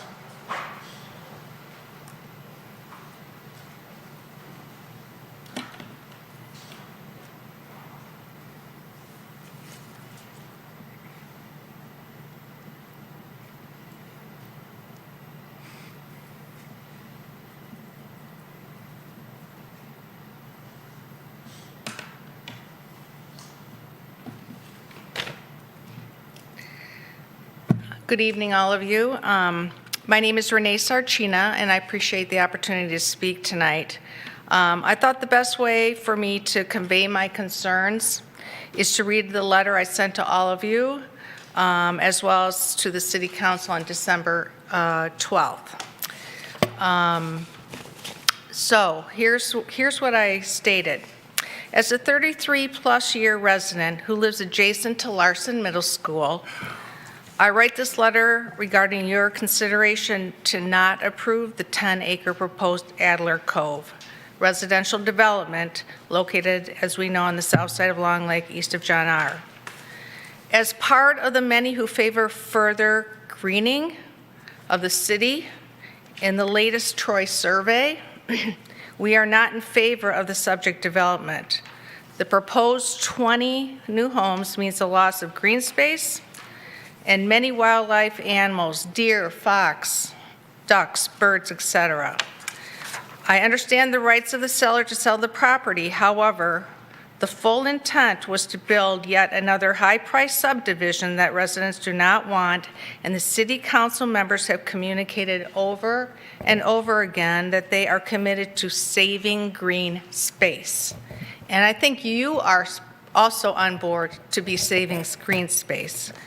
Currently, there are other proposed residential development sites that are well on their way, currently in phase 1 or phase 2 of their development. My question is, when will this stop? We do not want any more residential development. Transparency is what everyone talks about, yet communication on new subdivision is limited. The posted sign required by the city regarding this development appears very deceiving to me because the quoted open space preservation development although legal terminology, it does not convey the common understanding. I read it as a possible site that would be used a continuation of trails and the path initiatives that the city or natural related preservation. In my opinion, to be truly transparent, it should clearly state the property is for proposed residential development or proposed commercial development. This might convey a clear picture to the Troy residents that would be directly affected and provide better feedback to those that approve these developments. If the Adler Cove development is approved by the Planning Board and then the City Council, I ask that you stay committed as possible to maintaining and preserving the green space on the site above what is currently proposed. I guess my question is, how much more development does the city of Troy need? With 33.63 square miles and a population of 87,294, and this is from the 2020 census, Troy is the 13th most populous municipality in the state. What kind of vision do you have for our city? How many more residential homes, condos, apartments, commercial buildings do we need to be added? I say let's stay committed to the voice of the residents. Now, I have some questions, and I know you're not here, but this is an open forum. That where are we going to get our answers answered when the public is able to view into this meeting or be able to be here for the meeting? So these are some quick questions that I think you need to think about and somehow communicate back to the community. So we talked a little bit about innovative, creative. Just to let you know, we do limit talks to 3 minutes. You've already spent 3 minutes, but you can finish what you have to, and we'll go on. Okay, I won't go into the innovative piece, because I know that they've tried to do what they can as far as being innovative, but I still question what that means. So one of my concerns is, and this was stated by Kim Etheridge, she submitted, that was in the proposal or the agenda. And and she states some very important observations, in my opinion. One of my questions is, how is the proposed development going to be able to support the water discharge into the Gibson-Renshaw drain? With all the additional rain we've had this year, my husband and I, we walk by that creek, I'll call it the creek, all the time. And when it rains, it's up to the top. We've got 20 new homes here. We have additional homes on the other side of Stoddard Drive that's being developed by the applicant, and we just continue to add more. So I think that clearly needs to be discussed and advised, or maybe you can provide some insight on that. But we need to make sure that we have a storm system that is able to support all this rain that we're getting, and it's getting worse from year to year, as we all know. Okay. So that's. I'm going to have to limit you on that, because those are discussions outside the, the drains and all that. It's really outside this particular project, because, like I said. But it's a concern, because I live right behind Larson Middle School. Like I say, they have to. The engineers, the water management engineers have to design it so all the water that falls on that property stays on that property. Mm-hmm. So that's part of the requirements engineering-wise. So again, you're getting into a little broader scope than we normally would. So does the property include the Gibson-Renshaw drain? Absolutely not. Okay, so that property, the additional water will go into that drainage? Not necessarily, no. It has to stay within the limits of the actual property of the development. Okay.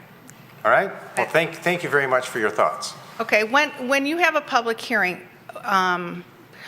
here's my recommendation. Since we're so limited, I think when you have a development, a residential development or any kind of development, there should be a Q&A for the residents, not a 3-minute, so that these kinds of concerns can be addressed by the commission as well as our community development director and consultants. And it might be a 5-hour meeting, but at least people have an opportunity to hear. And I think there has to be much stronger communication to the community on these meetings that are going on. Fortunately, I called that number, and that's how I found out what was going on. But I don't think there's very much communication outside of what's listed in the city to inform the residents that these meetings are going on and that they should be, they have the opportunity to present their concerns or present their, being in favor of something. Well, thank you for coming in tonight, and you can certainly follow up with the city staff. Mr. Brent Savedant would be happy to answer any of the other questions you may have. Okay, thank you. Sure.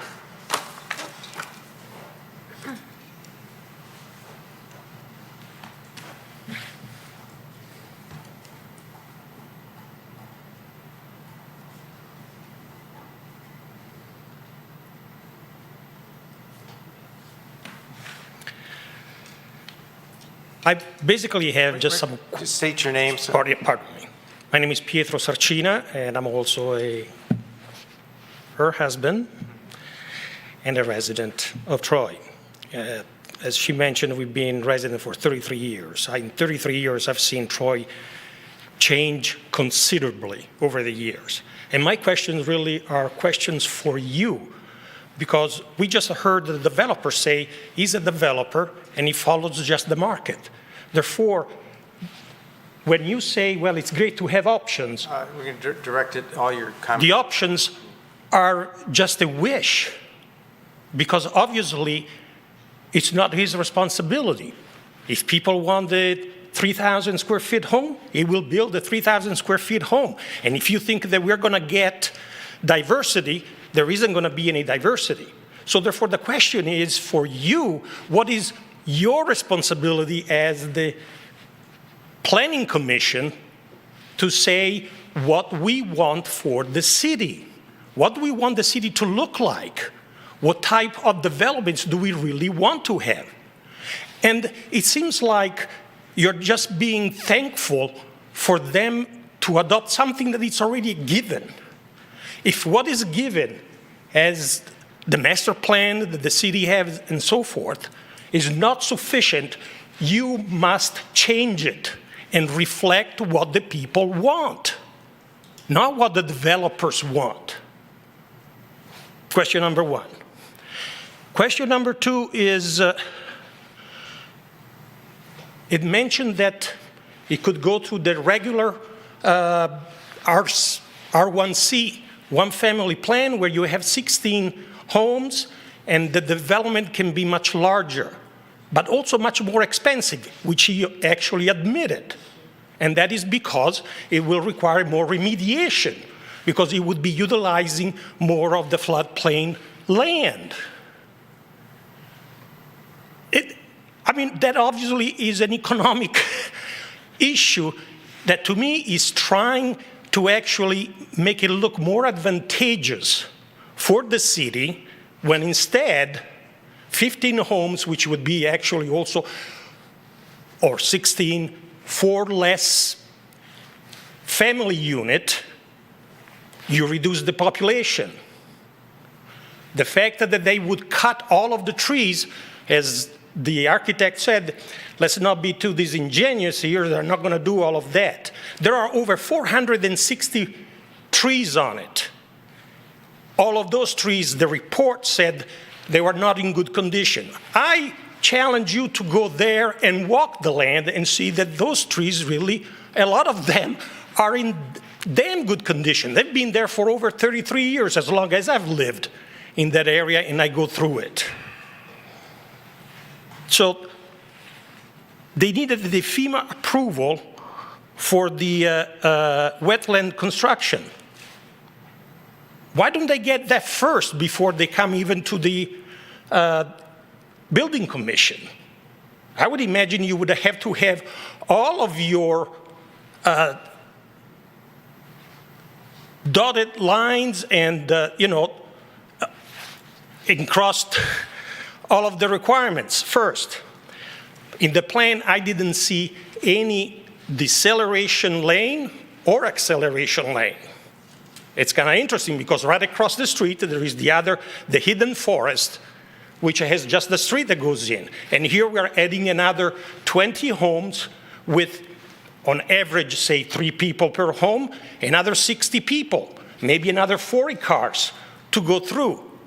Therefore, we're adding more congestion. And it's right after the intersection of John Hart and Long Lake. These are things that you have to take into consideration seriously. And that is your responsibility. Maybe not his, because he just goes according to what the requirements are of the city. Maybe the city's requirements are not sufficient. They need to be revised. You have basically 1 minute left. I'm almost Wrap done. it up. Deceleration. Actually, that is Very good. That is Thank all. you. Thank you for coming in and expressing your thoughts.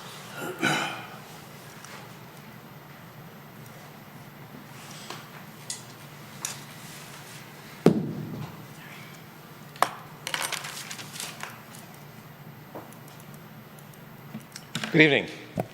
My name is McCall Amersky. I live at 5115 Saffron, just north of Long Lake. That's the house that I was born in. I grew up there. I absconded from our fantastic city of Troy for 10, 12 years to go to Harvard, MIT, and I was selected to serve as a U.S. Presidential Management Fellow from 2017 to 2019 by the Office of Management and Budget in Washington, D.C. for the Department of Homeland Security. And I work at DHS headquarters in D.C. right now. Obviously, I'm speaking on my personal behalf. I'm not on behalf of the U.S. federal government right now. Just north of Long Lake Road, south of Standish, which is in that neighborhood where I live, there was a beautiful meadow where I and my friend Marshall, when I was a kid, we would play. We would crawl in the grass, pick flowers for our parents, for my mom. And that was replaced with a subdivision when I was about 12 years old. There was a forest off of Cloister where my friend Sophia and I and my friend Paul would dig holes along the paths, which was probably a terrible idea for the neighbors that were walking their dogs. I'm sure they did not like that. That has now been replaced with a subdivision. There was a 100-year-old farmhouse just south of Long Lake across from Saffron that I'm sure you guys have seen and driven past. A very understated and beautiful structure. It is now being replaced with another subdivision. I think that there are 8 to 10 developments that are within 1 or 2 miles of the house that I grew up in. From the time that I left Troy to the time that I have since come back, now that I can work remotely during the pandemic, the area is almost unrecognizable. And so I appreciate that the mood in here is kind of excitement, right? Building things is exciting. I loved playing with Lincoln Logs when I was a kid, and maybe I still do, but let's keep that between us, right? I understand that there's excitement, right? I think that we need to kind of zoom out a little bit and realize that for a lot of the people that live in the area, they don't share this excitement. They're going through the stages of grief. A lot of the kids who walk from Larson Middle School to wherever they're going through these paths, like my childhood was changed because of decisions that were made in this room by people who were sitting in your chairs. Their lives are going to be changed. Their experiences, their childhoods are going to be changed. I applaud this commission and the city ordinance writers for having written this cluster ordinance that allows for the preservation of green space. That's fantastic. And I'm really glad that Mondrian Properties is taking that on and proactively choosing that as their preferred plan. I think that it's a little bit worrisome that they presented this as a false choice between only those 2 options, the conventional and their cluster form, right? You could easily say, sorry guys, you can't build those 4 houses that are next to the Airwinds property. We're not going to recommend that we approve the plan if you're including those 4 houses. You have to build a community park there, right? So presenting, as the way that they're presenting it with just those 2 options, that's a false choice. And I would encourage you to just keep an open mind that you guys have the power here. I also wanted to just mention there are 2 statesmen from history that really affected me and kind of changed the way that I view government as a public servant myself. Alexis de Tocqueville and Marcus Tullius Cicero. Tocqueville saw these kinds of commissions as the bedrock of American democracy because of this concept from Cicero's De Officiis, or in ecclesiastical Latin, De Officiis, his book on duties, where public servants see themselves as owing a responsibility to the residents and to the people that they represent, right? So you owe a responsibility to Mondrian Properties to give them a fair chance, right? They have to have the opportunity to be heard fairly, right?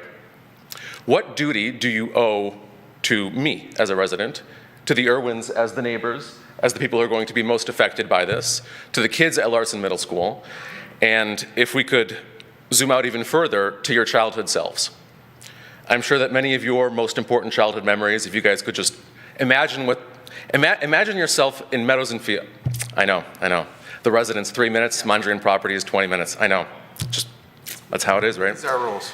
Imagine your childhood selves and the meadows and the fields and the forests that you guys used to play in, right? That's where you formed these memories that are making me smile right now and that are making some of you smile under your masks, right? Those are what's gonna stick with you. What would your childhood selves say if they were standing at this podium, right? If they could muster the courage to stand here and ask you, one, why did the residents have to call this obscure phone number that only somebody answers like for a couple hours during the day to figure out that this hearing was even happening? Two, why doesn't the sign say that there's going to be a residency, that there's going to be residences developed there? And three, how is this going to affect them? How is this going to affect their future? How is this going to affect their ability to make memories into the city that you represent? Thank you very much. Appreciate your thoughts. Anyone else? Seeing none, I'm closing the public hearing. Okay, Commission, your thoughts. Go ahead, Mr. Hudson. When I read this proposal, it was Friday, I was pleased with it. I mean, the petitioner has put together most all the pieces of our puzzle in trying to get a nice community that could fit in Troy.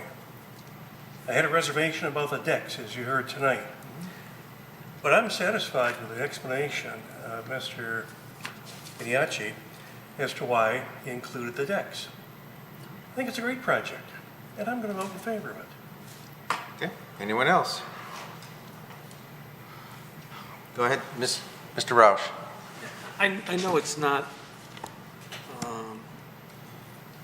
completely on topic, but I unfortunately agree with one of the neighbors that I think it's a gross disservice to the community when we put up a sign that's not clearly informative as to what the proposed development was. I do think, unfortunately, the neighbors don't realize that the commission has limitations on what it can and cannot approve, and we can't just offer up changes that aren't consistent with the zoning ordinance. And I think that the developer did a great job putting together a development that doesn't maximize what they could truly build out there. And as a result, I'm in favor. Go ahead, Ms. Thank you, Chairman Grant. I did think about the same thing when I went to tour the property. So I agree with the resident who talked about the signage on the property. When it said open space development, I too was, because I already knew what I'm seeing there, or what I'm going to be seeing there soon if this gets approved. So the signage probably is not doing justice to the residents in that area who wish to know what's happening in their neighborhood. I think we need to address that question, and thanks for bringing that out here. And the second thing is, I would like to get some information about the phone number that our residents seem to be talking about here, where it is manned only for a few hours. What are we talking about here? And if somebody can give us an idea as to how accessible this phone number is to our residents, because that is a cause of concern if they don't have a voice on their end being heard by our city or the commission or the planning department. So if somebody could just give me some information on that.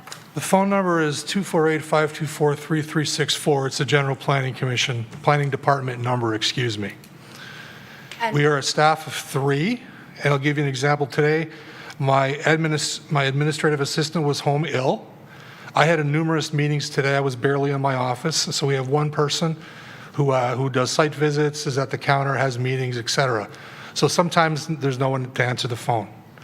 When someone calls and there's no one there, they're given the option to leave a message. That message is converted into an email and left and basically sent to the staff member, and staff returns 100% of all messages. So if we're unable to answer the phone, the call when it's made, apologies, again, 3 people, and we return 100% of all phone calls. Now, in terms of the sign, can I answer the question about the sign? Yes. Sign. So public hearings in the city of Troy is, we advertise as required by state law. For public hearings, we require that we mail every property owner within 300 feet with a mailed notice, which we did.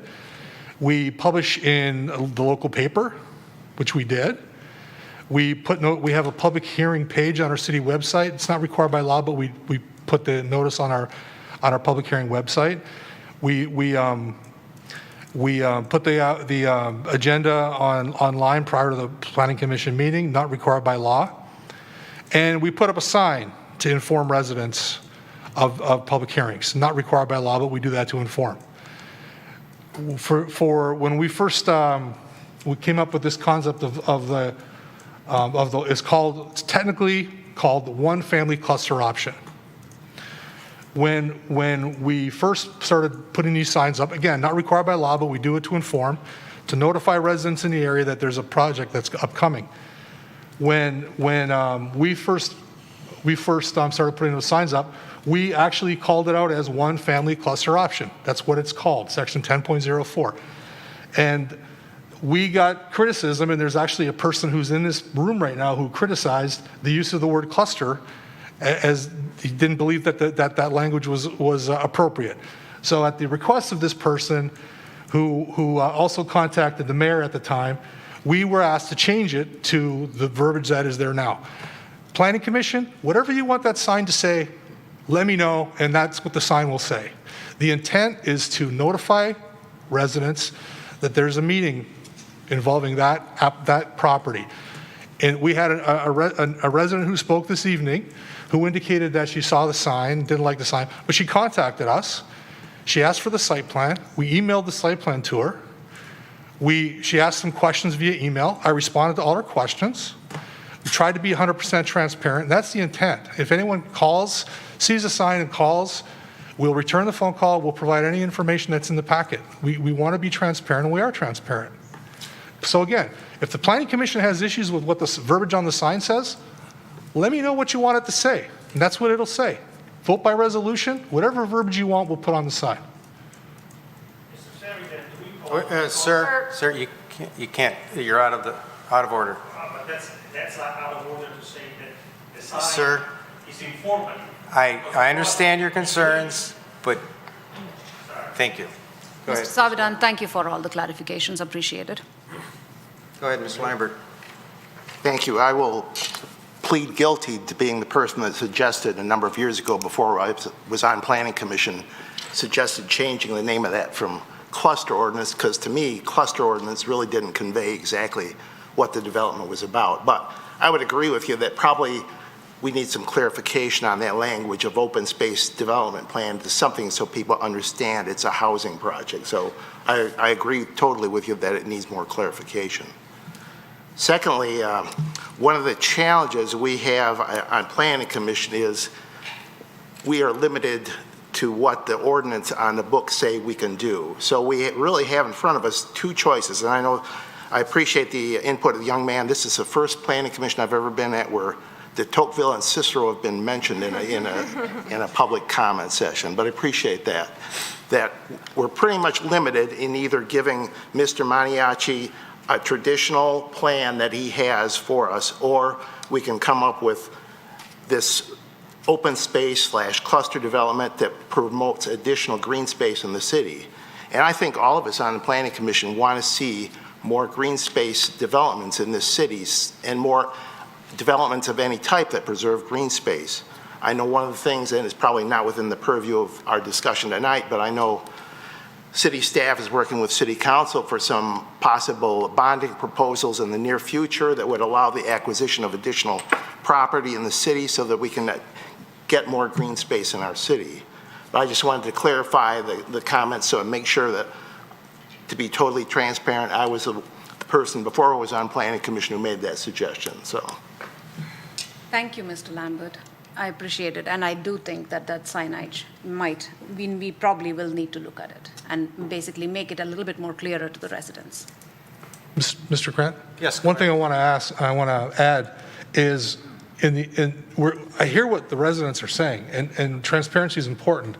And what we've talked about is adding a QR code, and we'll do this, a QR code to the sign. So residents out walking around or walking the dog or whatever, they can use their smartphone, they can access the QR code, and they'll have the site plan and all the packet on their phone.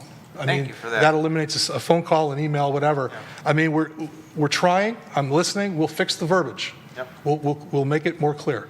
Okay. But I just want to, there was an attempt to do that, and we missed the mark, and we'll fix it. Okay. I haven't looked at the sign since it's been changed, and I haven't actually looked at this particular sign at all. Maybe just in addition to, does it say open housing development? Is that what it says? It says preservation. yeah. Okay, so we should put in like housing. We'll fix it. Good. Go ahead. A quick question about the meeting, policy. So the 3-minute rule that we have, but chairman can change it, right? Like allow person to say. And I did. Okay. No, I know. So the, yeah, I feel like, sometimes when you don't have too many people in the room, then we can actually allow, without interrupting the person, maybe that could be a good thing. Because I kind of felt like, kind of awkward. It changes the feeling, so when I'm talking. So something, if we can do that, would be good. Obviously, when we have a room full of people, we definitely have to tell them ahead of time that, guys, 3 minutes maximum. Or we used to have red light. Yeah, I think you have one. So as a suggestions, I know that you guys have a lot of things to say. The other thing that I can say is that there is master plan meetings going on. We had node meetings. I don't know if you know about it. But there is always an alternative way of telling city council or, planning commission when we meet, speak about all these concerns that you have. That way we can act on it through master plan. Because this discussion here is only for that specific property, not for general discussion. I just thought that I discussed this. Thank you.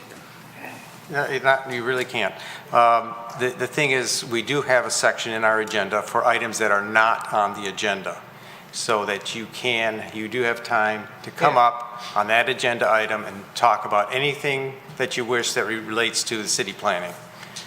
Anything else before we go? Go ahead. Just one more question based on some of the feedback we got and the questions that were posed to us. And you correctly said we don't answer those questions.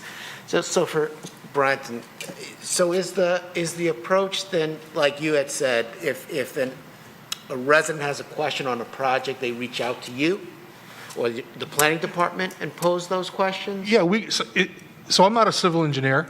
Understood. So if a resident had questions about the application and about zoning or whatever that I could address, I would, or I could certainly direct them to the expert. I heard some residents concerned about water, right, about rainfall. I mean, we hear that obviously this is a horrible year for rainfall.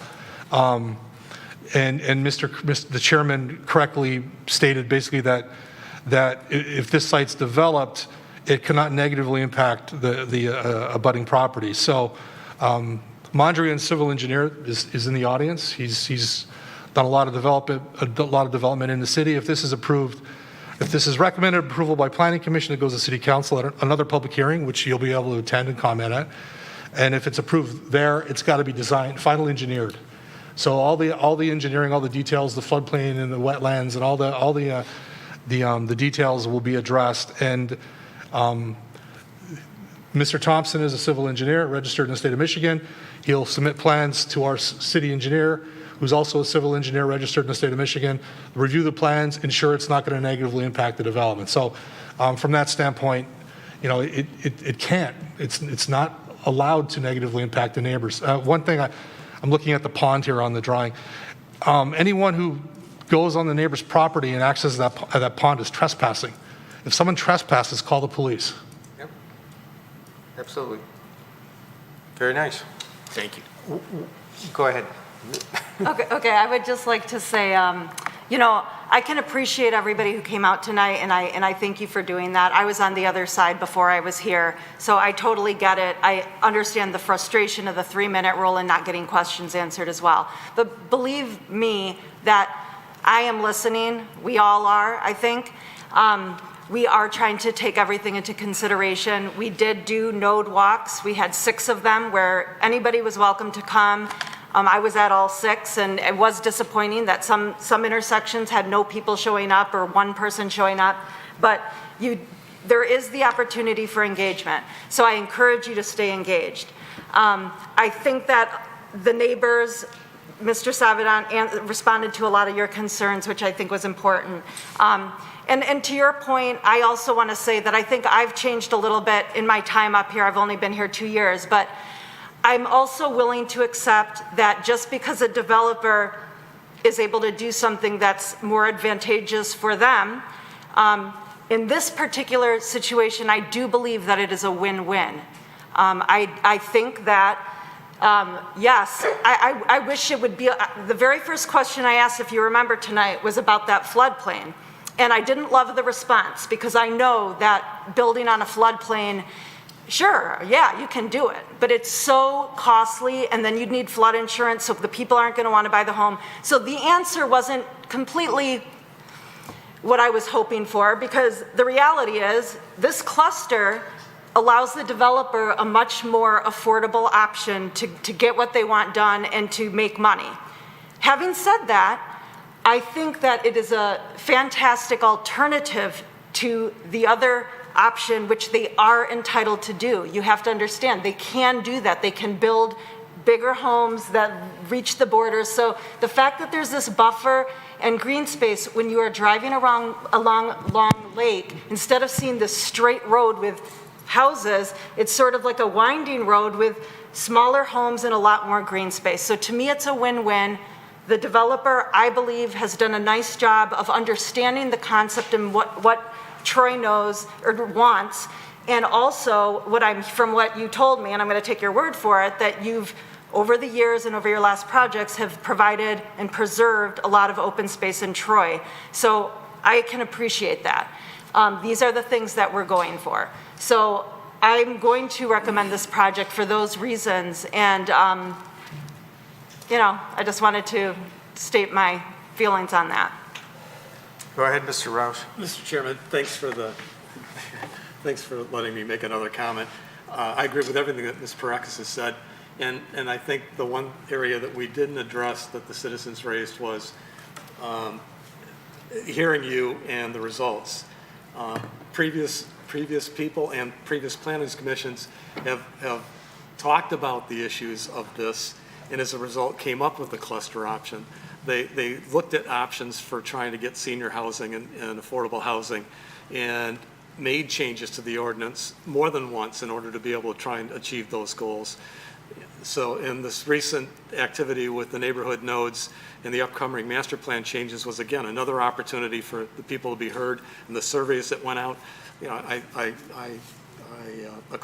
applaud the planning staff for the efforts that they've made to hear and give the opportunity to the Planning Commission to make changes. Again. Don't hate me. I just read my notes. There was one question, somebody brought it up, I don't remember who, and I just want to throw it out there and ask if it's something we should be talking about, is the Long Lake deceleration and acceleration lane. Has that been looked at? Are we good without that? I thought it was a good point. The application was reviewed by the civil engineer. There was no comment about a deceleration lane. That'll be reviewed again during final. Okay. And if it's warranted, that's technically an off-site improvement, but it is part of the review that engineering. Okay, so it's going to be reviewed? Yes. Okay, thank you. Go ahead, Mr. Lambert. Just a quick question. Mr. Carlisle, in your report, you said one of the things we should look at is indicate materials. Do you believe that has been covered here tonight, or do you think staff can take charge of that? I think it's an issue that we could handle between, if this goes forward to city council. I think by the time they go to city council, it should be very clear to the city councils what the materials they're proposing.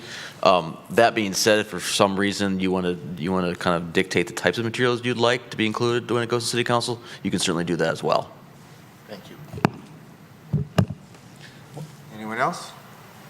Just one thought from me to address some of the concerns of the residents that did come tonight. You're talking about you want to keep more green space. Well, there's a subdivision right across from an entrance to Athens High School. When those people wanted some land preserved, they bought it. The subdivision got together, they raised the money, and they bought the land. So if you really want that green space next to your house, you can buy it. Wow. Want to see an action? Right.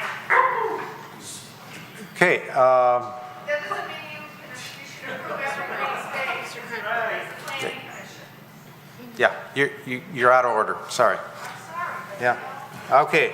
Do we have a resolution by someone here? Mr. Hudson's got his hand. Good. Resolved, the Planning Commission hereby recommends to the City Council that the proposed Adler Cove Site condominium, parentheses, one-family residential cluster, in parentheses, comma, 20 units / lots, comma, south side of Long Lake, comma, east of John R., parentheses, parcels 88-13-100-012, comma, 88-20, 13-100-014, and 88-20-13-100-025, in parentheses, comma, section 13, comma, approximately 10 acres in size, currently zoned R-1C, parentheses, one family residential district, comma, be approved for the following reasons. Someone dropped a parentheses, but nevertheless. 1, the cluster development better protects the site's natural resources than if the site were not developed as a cluster. 2, the cluster development better protects the adjacent properties than if the site were not developed as a cluster. 3, the cluster development is compatible with adjacent properties. 4, the site can be adequately served with municipal water and sewer. And 5, the cluster development preserves 38% open space, comma, to remain open space in perpetuity, period. Any thoughts before we second it? Mr. Roush? I'll second the motion. Okay. Any other thoughts, anything on discussion on this item before we vote? need to discuss what you're doing about the decks. About the decks, yes. You're giving the dispensation that, you're Yes. making a recommendation to council regarding the decks. Well, I assume that included the decks because it was not specifically zeroed out as something to be considered and included. It was included in the resolution, in my opinion. Unless Where the is city it? attorney thinks it should be specifically. Where is it addressed in the, Yeah. I don't see it in the proposed resolution. Yeah, Am I missing it? I agree with our attorney here. Let's have the other attorney add, if possible, an element to allow for the decks to be encroaching on. And it's If she won't, not I included, will. but it's in the plan. It's in the plan, so we're, okay. And we're. Oh, I see what you're saying. Since it's in the plan, it's included in the Yes, resolution. right, yes. All right, I can understand Well, that. Okay, You well, want we need to be specific about what you're recommending to council in terms of, are you giving them a blank? The planning consultant's report said to discuss the dispensation. So what is the recommendation that you're making? You're adopting the planning consultant's report as is, or are you making any other recommendation? Well, it seems to me, in looking at the agenda, that we were to review the plan. We have moved and seconded to approve the plan. I think that within that plan was the question regarding 4 decks intruding into a protected area. And I think I threw in the towel, that was my objection, and I was satisfied with the explanation by the developer as to the other potential decks in the area, trying to avoid a problem that was before the Zoning Board of Appeals. Now, if the city attorney thinks I should include as an amendment to my motion, I'll do that, but I don't think it's necessary. Well, I think just to cover all our bases, I'd appreciate you adding that. I would move to amend my resolution, specifically approving the intrusion of the projected 4 decks on the lots as approved. Just the 4. There were only 4 on there. I think I the know, rest but- of the space is available without a request to put a deck on there. Just a minute. But shouldn't we just give it a blanket for the entire thing, the entire plan? I don't think you need that. I don't know. That was not a question. Okay. We discussed that was discussed earlier and said that because of the location of the setback and the decks, it only applied to 4 houses in the development. It All wouldn't right. be applying to any of the other ones. That was the statements from staff. Okay. Chairman Trent, I would be happy with us approving a deck only for those 4 homes as I identified, not a blanket one for the Okay. entire. And my second stands with the amendment. Okay, so we have a motion that was made, a second on the motion. We had an amendment to that motion, and now we've got a second to the amendment. That's affirmative. Okay, so we're ready for a vote? No, any discussion? Go ahead, a vote, please. Is this on the complete motion, Mr. Chair? You know, this is first, yeah, well, do we have to separate it or not? Do we have to have 2 votes, one for the amendment, or do we include 1 vote for the No, entire? you can do 1 vote for the entire amended. The entire amended resolution, okay. Okay, Thank you. Mr. Lambert, Yes. Ms. Malala Yes. Ms. Parakis. Yes. Mr. Rahman, Yes. Mr. Roush, Yes. Mr. Faison, Yes. Mr. Hudson, Yes. Mr. Krent. Yes, Motion carries. thank you. And thank you all for attending, and thank you for bringing us a well-designed plan. We have problems with Mondrian properties, but this is a good one. Okay, now we've got, the next item is City of Troy Master Plan, Summary of Neighborhood Node Walks and Talks. Who's doing that one? Hi, Mr. Chairman. Thank you. Good evening again. In October and November of this year, the City of Troy held a series of 6 walking tours of selected neighborhood nodes. The purpose of these tours were to survey the nodes, collect stakeholder and resident input about the general development patterns in the area, as well as discuss a future vision for the neighborhood nodes in general. On Thursday, November 4th, we toured Livernois and Long Lake, as well as Livernois and Square Lake. On Saturday, November 6th, we toured John R. and South, as well as Crooks and Waddles. And then on November 8th, we toured Rochester and Long Lake and John R. and Waddles. Most Planning Commission members attended multiple sessions. Many attended all of the sessions. Overall, there were plus minus about 100 residents, stakeholders that attended the sessions in total. Generally, from our interaction, the feedback was generally positive, and especially supportive of the city's effort to include resident stakeholder input. Didn't mean they loved everything that we've done or we're doing, but they enjoyed the opportunity to participate in the process and give direction in the future. I have a very short kind of summary, high-level, conclusions or summary that we heard. As I go through those, I want the Planning Commission to think about 3 questions. What's missing from our summary? What were your major takeaway or observations? And then which of these observations, suggestions should be incorporated to updates to the master plan? So the first and probably foremost lesson we learned was each node needs a different approach. It's not a one-size-fits-all that we can apply to every single node. What may work on one node will not necessarily work on another node, but it may work in other nodes. So each node has to have a tailored approach to it. The zoning in these nodes should allow or perhaps incentivize uses that serve the local neighborhoods. We often heard from residents, but also the planning commissioners themselves, that there were uses on here that didn't support the neighborhood, weren't the vision and the intent of what we're trying to achieve in these nodes. Where appropriate, limit specific uses, and the one we heard often was townhomes. We heard other things like gas stations and other types of uses that are already kind of limited, but specifically the issue of townhomes. That style of multifamily was one that was talked about often about trying to limit that specific uses. Maybe not in every single node, but maybe in very targeted and selective nodes we would or would not allow them. For the most part, mixed use in node was generally looked upon as favorable and desired, provided that it was at a appropriate scale and transition. So mixed use, which had 3 stories, may not be appropriate, but mixed use where you had first floor commercial, second floor office, second floor residential may be appropriate in certain locations. And I'm not just talking about vertical mixed use, I'm talking about horizontal mixed use too. You may have 2 different uses on the same property, but they may not be on top of each other, they may be next to each other. That's appropriate in certain locations as well.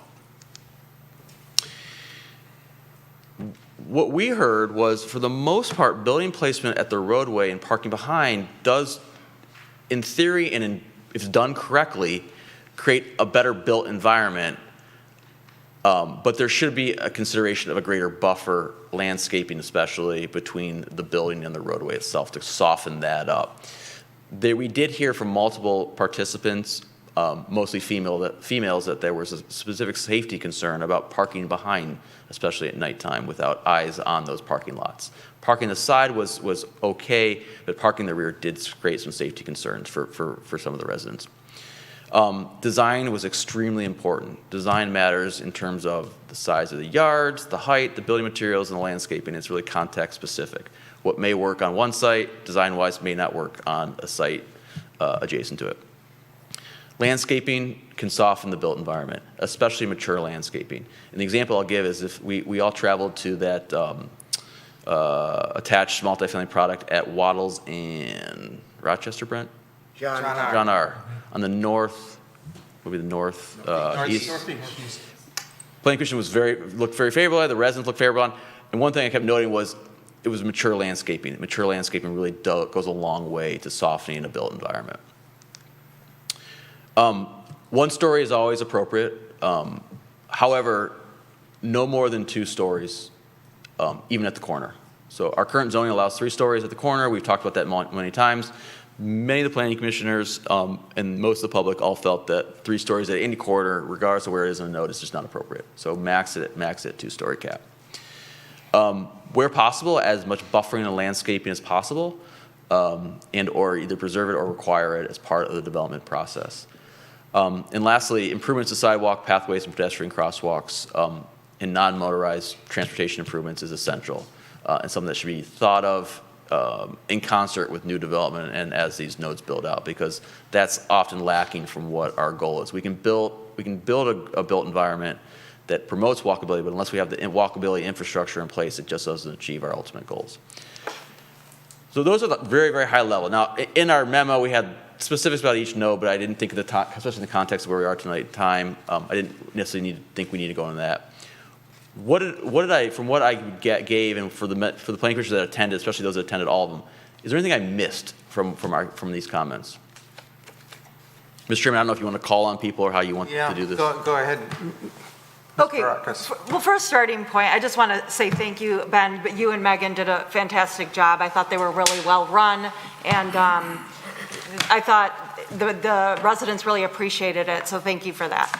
I didn't mean to point out what you missed, but just one thought was that I don't know if it was stated that there was conversation that not all the nodes should remain neighborhood nodes. We talked about removing some of the nodes from that designation because we felt that we should not be encouraging developers to come and develop a node in locations, particularly the nodes along Waddles, which I believe that there were at least 2 on Waddles where everyone seemed, I'm paraphrasing, but many of the people who came seemed to agree that Waddles is not like the other roads where it's a divided highway, 2 or 3 lanes. It's much more rural type feel road. And so we should really carefully examine those nodes along Waddles. Okay, thanks. Go ahead, Mr. Rahman. No, I'm just saying the same thing what Ms. Perak was saying. Also the Livernois, I think we had the similar feeling. The Livernois Road, along the Livernois Road, that, especially the village, Troy Village. Oh, I see where, yeah. Yeah, that place, they didn't want to make it a kind of neighborhood node, want to keep the historic nature that. We didn't go to that one. He's talking about Livernois and Waddles, which we didn't actually go to, right? It's No, a this is Square Square Lake. Square Lake and Square Lake in Livernois. Square Lake and Livernois, sorry. That's where the old barn, Oh, yeah. the old But then, flower barn. In general, the Livernois Road is similar situation, right? It's not like a wider road like the. Yeah.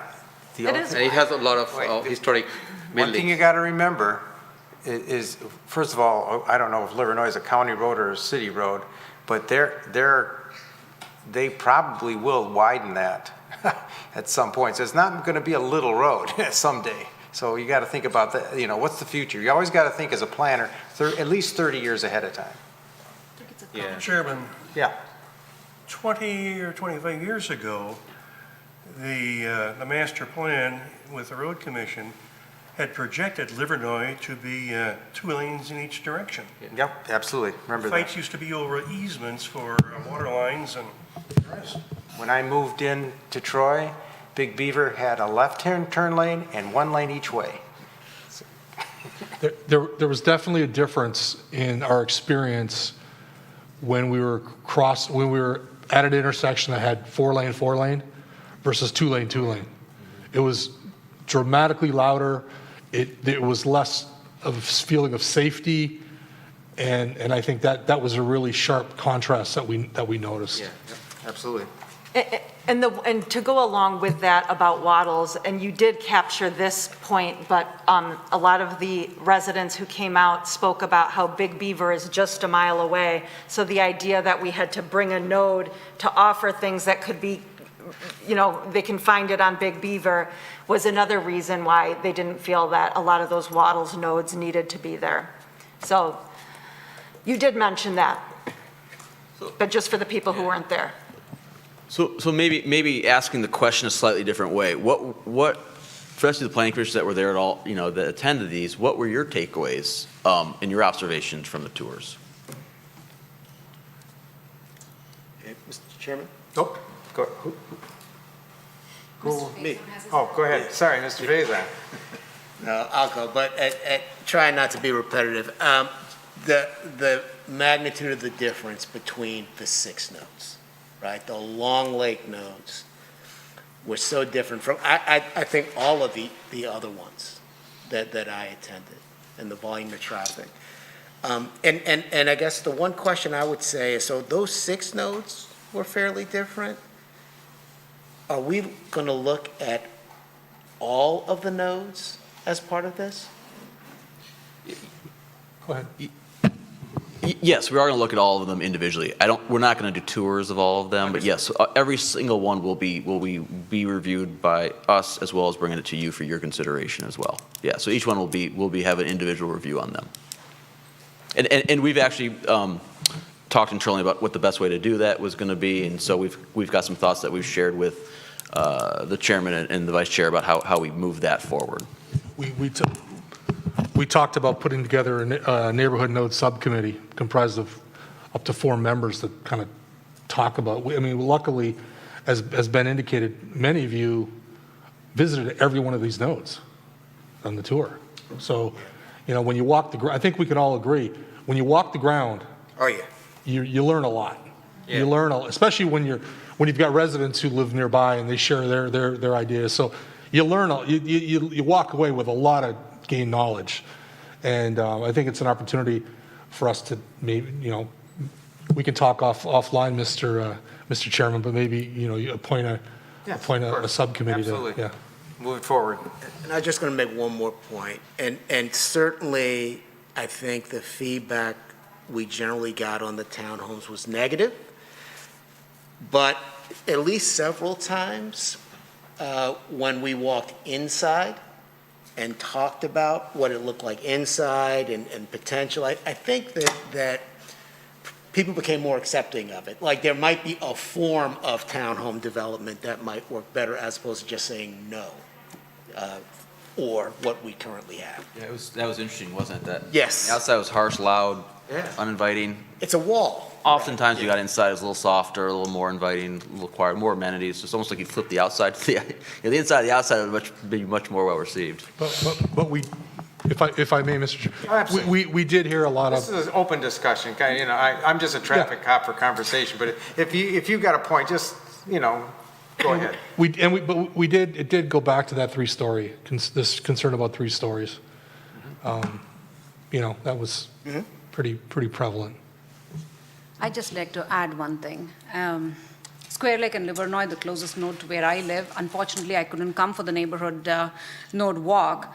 But if I were to compare the townhomes that sit there at that intersection, Square Lake and Livernois, to what Mr. Carlisle and Megan took us to, the one that sits just a little off the neighborhood node, but so well concealed, very well developed, I was taken aback by how much of difference there exists within the building construction and why residents like me, and I'm going to say this out loud and clear, hate the Square Lake and Livernois townhome so much, because it is like a huge wall that just raises up from nowhere, as opposed to those that were hidden so well. Here there is hardly a buffer between the road and the townhome, and there is 15 feet, that's about it. I often worry about anybody's driving skills not proving well on that intersection and then just going right into those homes. It's a very big possibility because it's a 2-lane road. And thank you again, Mr. Carlisle, for doing this. It was an eye-opening experience to see, to drive on Troy roads and to see Troy this way. There was a big difference for me.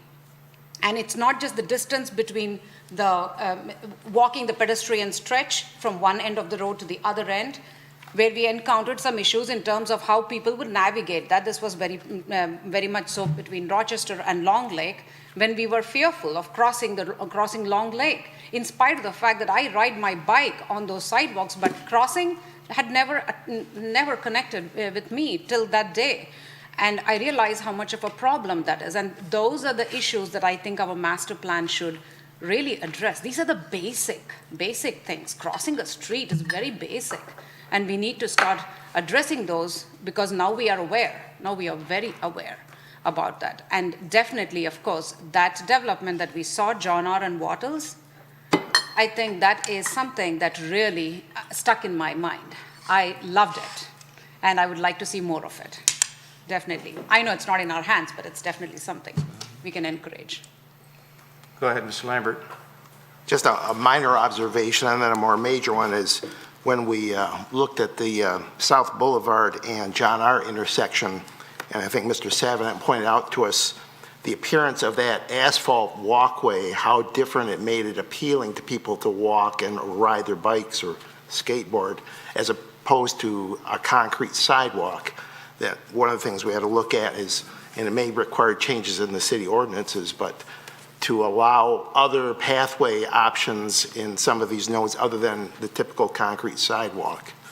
I guess the more major observation is, and one of the things I had suggested, I think to Brent and Ben, and maybe our last node walk was is there a way we could actually, for those nodes that we're going to keep, is there a way we could treat them more or less like planned unit developments where we're able to have a more creative process with the developer rather than now where we're kind of pigeonholed into certain criteria rather than being able to look at it as a whole? I think that's a great point. Yeah, nice point. I like it. One of my takeaways too was I thought it was very interesting, and you mentioned it, how everyone pretty much thought that 2 stories was about as high as we should go, even though our neighborhood nodes or ordinance allows for 3, and we're allowing these developments. People are coming in building 3-story townhomes with the idea that, oh, well, it can be 3 at the node. I think we need to really revisit that quickly to make sure that we're listening to what people are saying on that. I also, one of my takeaways was a lot of people know what they didn't want, but when you ask them for suggestions of what they wanted, I mean, I'm the same way. I don't know what I want. Everyone, nothing, don't do anything, just leave it. And unfortunately, we can't because people own the property and they're allowed to do things with it. So when you got people, when you pushed them a little on it, the mixed use concept was intriguing to people, which did surprise me. And in the appropriate place, and when we limit the height, I think we can make some of those things work. So I think we have a lot of good opportunity to work with, and we got some good feedback. So I'm excited about it. Anyone else? Well, one of my thought, one additional thought was when we were at the South Boulevard and was it Livernois or John R? John R. Yeah, okay.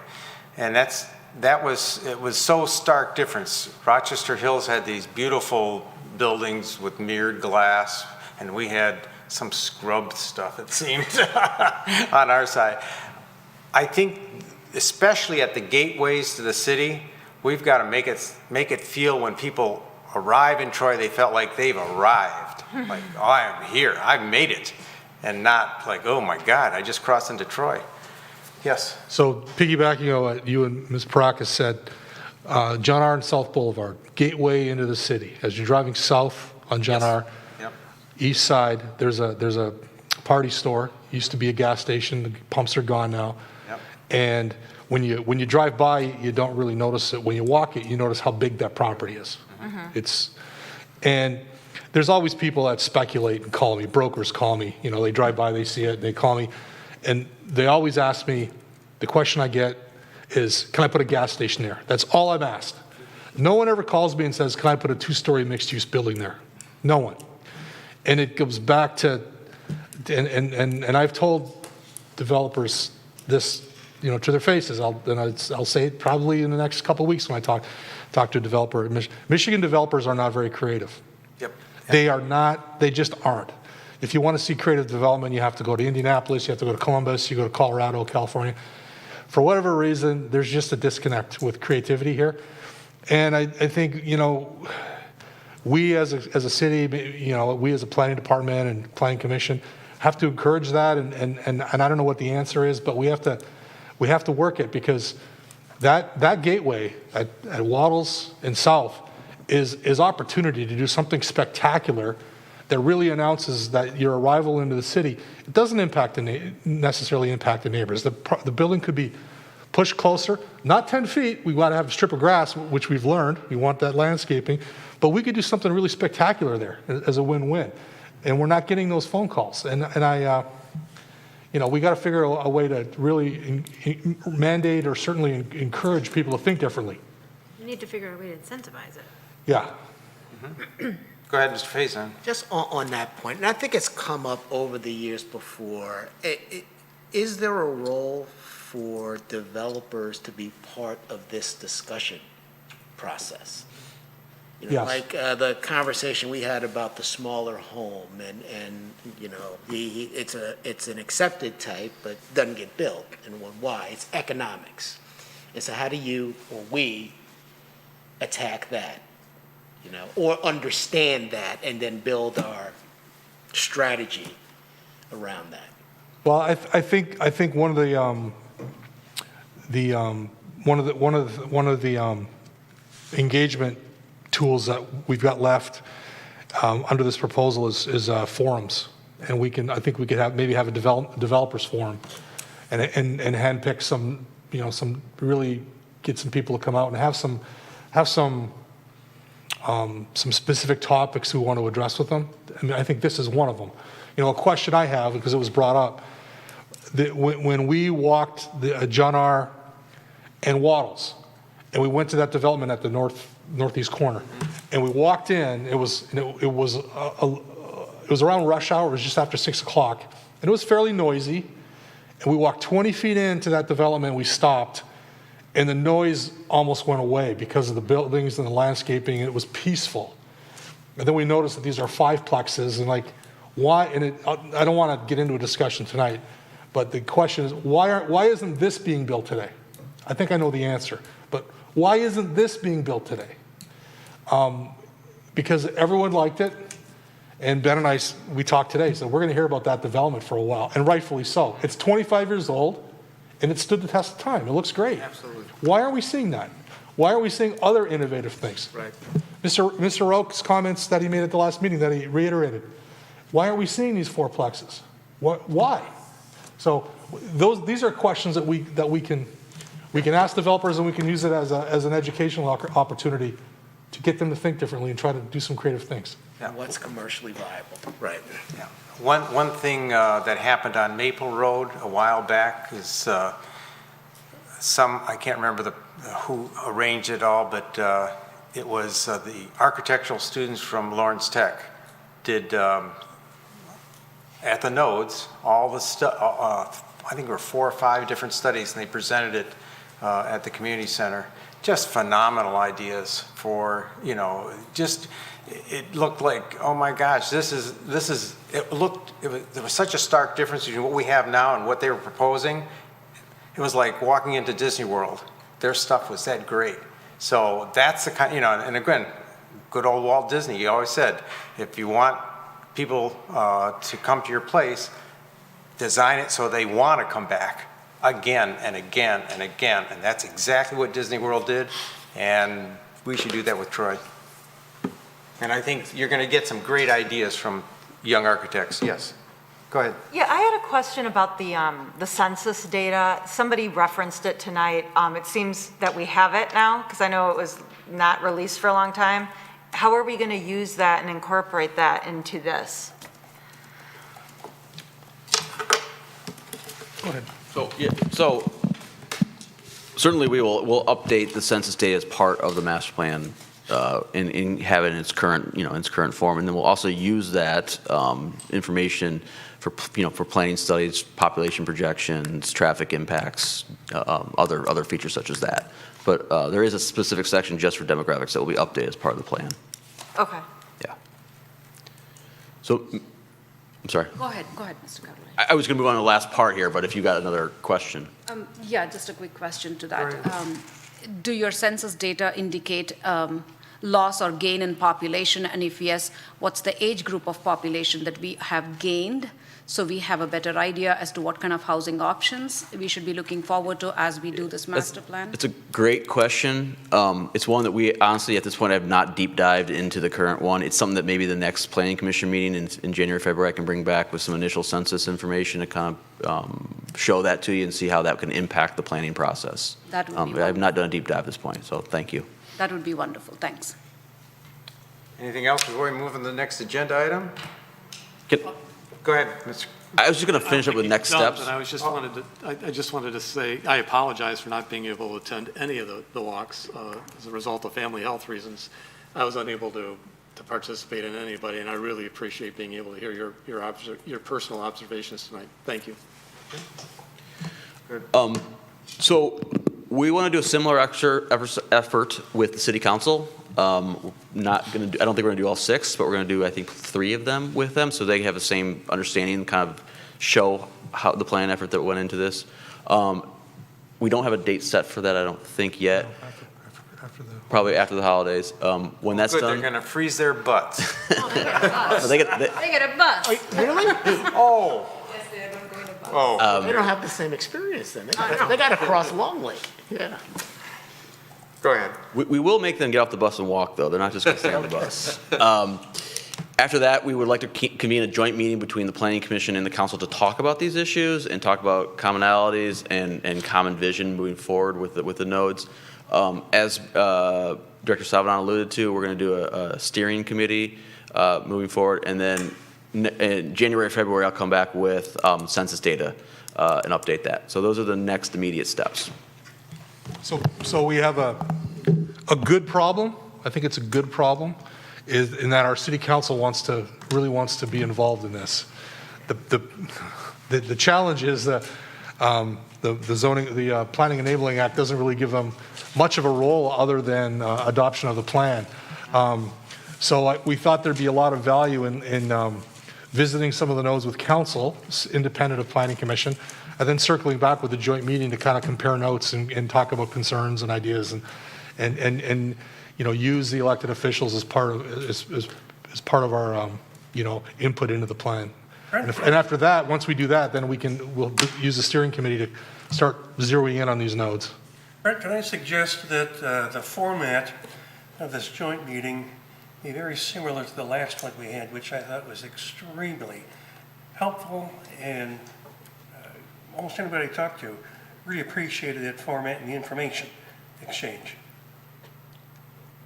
We'll do our best to make sure that it's very engaging and very informative. Good. Thank you, Chairman Grant. Mr. Savidant and Mr. Carlisle, do we have any kind of an idea as to how we will be using this platform to discuss about the neighborhood notes and the master plan update? Because reserving just about 15, 20, or even half an hour time, or are we devoting an entire meeting time starting at 7 o'clock to kind of do this engaging conversation regarding what needs to go into the master plan update once the city council has also had a chance to visit the nodes? So that's one of the reasons why we had suggested a steering committee to do a lot of the behind background kind of work, and then that group would then bring recommendations forward to the planning commission. I think there will be a point where we'll either need to do special meetings or have meetings set aside just for the purpose of the master plan. Because I think you're right, doing it kind of in a 15, 30-minute after we've gone through our regular business. Unfortunately or fortunately, a good problem to have is there's so much development going on, we just can't dedicate right now a whole meeting unless we do a special meeting at this point. So I think moving forward, we'll probably have special meetings to deal with the master plan issues.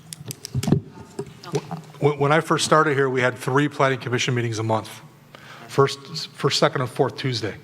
That was no picnic, let me tell you. We're down to 2, but we may have to go maybe utilize the first Tuesday, sometimes to stay on track. Yeah, sure. This is a big update that we are doing and a necessary one, so why not? Yeah. I'd like to hear that it's going to be not on a Saturday.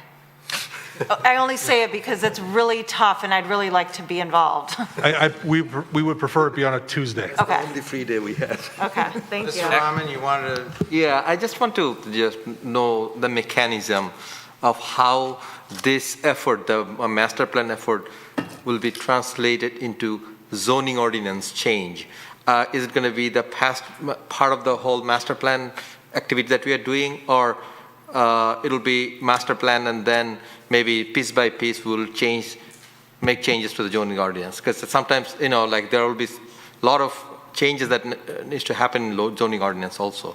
So typically by state law, you're required to have a zoning component in your master plan. So my assumption is part of this process, we'll also have some zoning recommendations that go in the master plan. Once the master plan is adopted, then we'll go right into the zoning ordinance amendments. And I think we'll do it all. My suggestion would be we'd do it all in one swoop after the master plan. We wouldn't do it piecemeal. Yeah, so if there are elements that we identify in the master plan that need to be reflective and updated in the zoning ordinance, we do it right after the master plan is adopted. Because otherwise, based on master plan, developers will submit their proposal and then we'll not like that because, zoning ordinance is not changed by then, so it needs to be back to back. So make sure that we don't spend too much time in between. Thank you. Okay, are we done with this item? Yeah. Great. Okay, next item is miscellaneous business, meeting scheduling for 2022. We need a resolution on that, I take it? Mr. Chairman? Yep. Mr. Lambert correctly identified an oversight on our part. There, in November, let me... Get out of calendar. In November 8th is Election Day. Oh, yee. And typically, a couple things. One, the City Hall is just a bad house with noise and activity. But more importantly, this room is actually used to count ballots. So what we can do is if you wouldn't mind, Mr. Chairman and Planning Commission, is we eliminate November 8th. So technically, November is blank. But if we have to have due to whatever meeting, we can always schedule a special meeting on like the first Tuesday, or, we can, if needed, we can add another meeting. Now, it would give us, 2 in a row, 25th to the 1st. But I mean, I think November 8th is a problem if we keep that on the schedule. The clerk pointed that out to me today. Good. Okay, so we need a resolution to adopt our regular planning meeting dates, and we're going to modify what's in front of our eyes here to eliminate November 8th. Anyone like to make that resolution? Go ahead, Mr. Lambert. I'll move that we approve the proposed 2022 Planning Commission regular meeting dates with one amendment to delete November 8th from the schedule. Do you have a second on that? Yep. Ms. Barakis? Vote, please.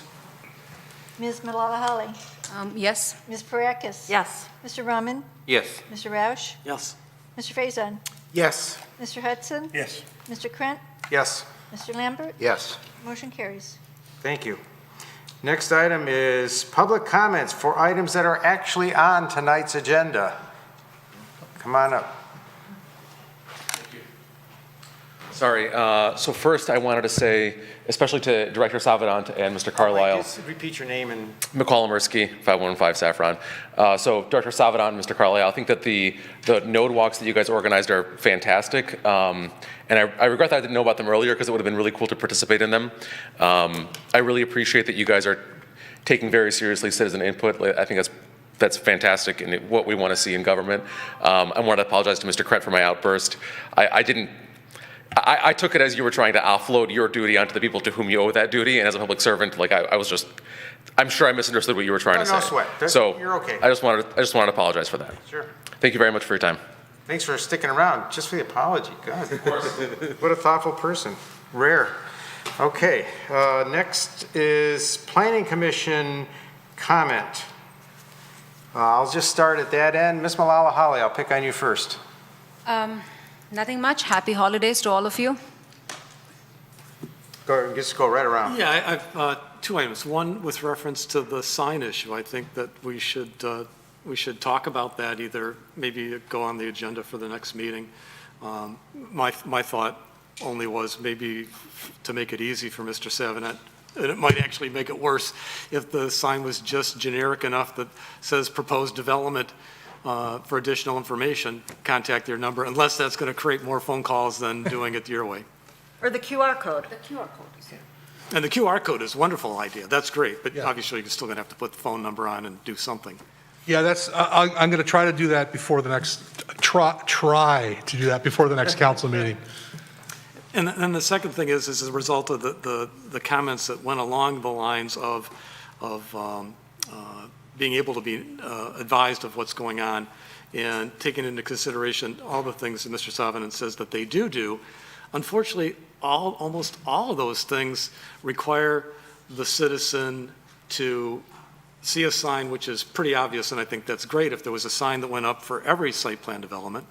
Look at our website to see what's going on. Or look in the newspaper to see what's on in the public notices. And unfortunately, nobody really does that. And even under the instances where a public notice mailing goes out, it's still people within 300 feet, which may not include a lot of adjacent residents. And then lastly, the same thing kind of happens to us as well.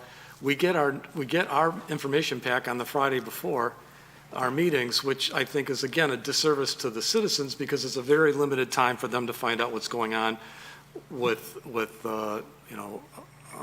word getting out in that way.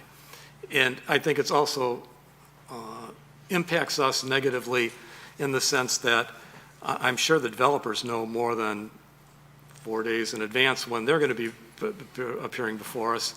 And in my experience in dealing with planning commissions around the country, the notices we would know potentially a month or more in advance of what meeting we would be attending as a developer. And I think it's only reasonable that for us to be able to make sure that we can read all the materials. There's oftentimes that not everybody's able to read all the materials. People work, members work, they have families, they have other things that they're involved with. May not get a chance to get out and visit the site and be able to see what's going on. I think it's only reasonable that we would get those notices further in advance. I know that I believe that Mr. Savant, Mr. Carlisle have a regular meeting schedule, I think, where they meet like once a week. So, to back it up a week, so it's like 10 days in advance, it wouldn't mess with their schedule except for moving everything back a week. It would be very helpful for us to be able to have that information, as well as the citizens to be able to have the information, another opportunity to see it and talk or ask for additional information. So that would be my proposal. We either put that on the agenda for next month to talk about, or have a resolution at that point. Okay, Chairman Krantz, just a quick addition to that thought, if I may add. go ahead. About this particular proposal today, there was a lot of chatter on Nextdoor, an app that I very frequently follow. I just want to mention that it was out there and a lot of residents, I don't know how many commented on it, and I don't want to go into the comments, but there was a lot of sharing that was happening about this particular property. So somehow the information is reaching them. I just want to make that clear. If they are not getting information this way, they're getting information that way. Now, of course, that's the correct information. I take it upon the residents' responsibility to call our officers and get all the facts cleared out. That way they are in the know. But do they have information? I think they do. There were a lot of comments on the Nextdoor app regarding this. Okay, Ms. Parakis. Yeah, I just wanted to say that I would be very interested in being a part of any steering committee that you talk about putting together regarding the nodes, so I'm just throwing my hat in right now. Okay.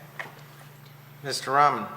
I just want to thank Mr. Carlisle and I think Miss Megan, right, for the wonderful, neighborhood walk that you had, really eye-opening, and I learned my neighborhood, through this, and definitely learned a lot of this feedbacks, that probably I had, but then I learned from others also.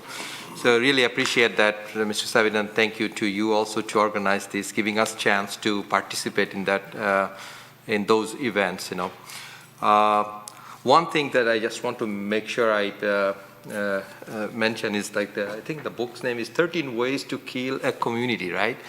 I want to be on the record that I'd like to thank Mr. Miller for giving us that book as a good book, and a lot of things that we can learn from that and we can implement in our master plan, because it's the chance. So I would recommend, because I actually lost the book since I received it, and then a couple of weeks ago I found it, and it was underneath a few other books.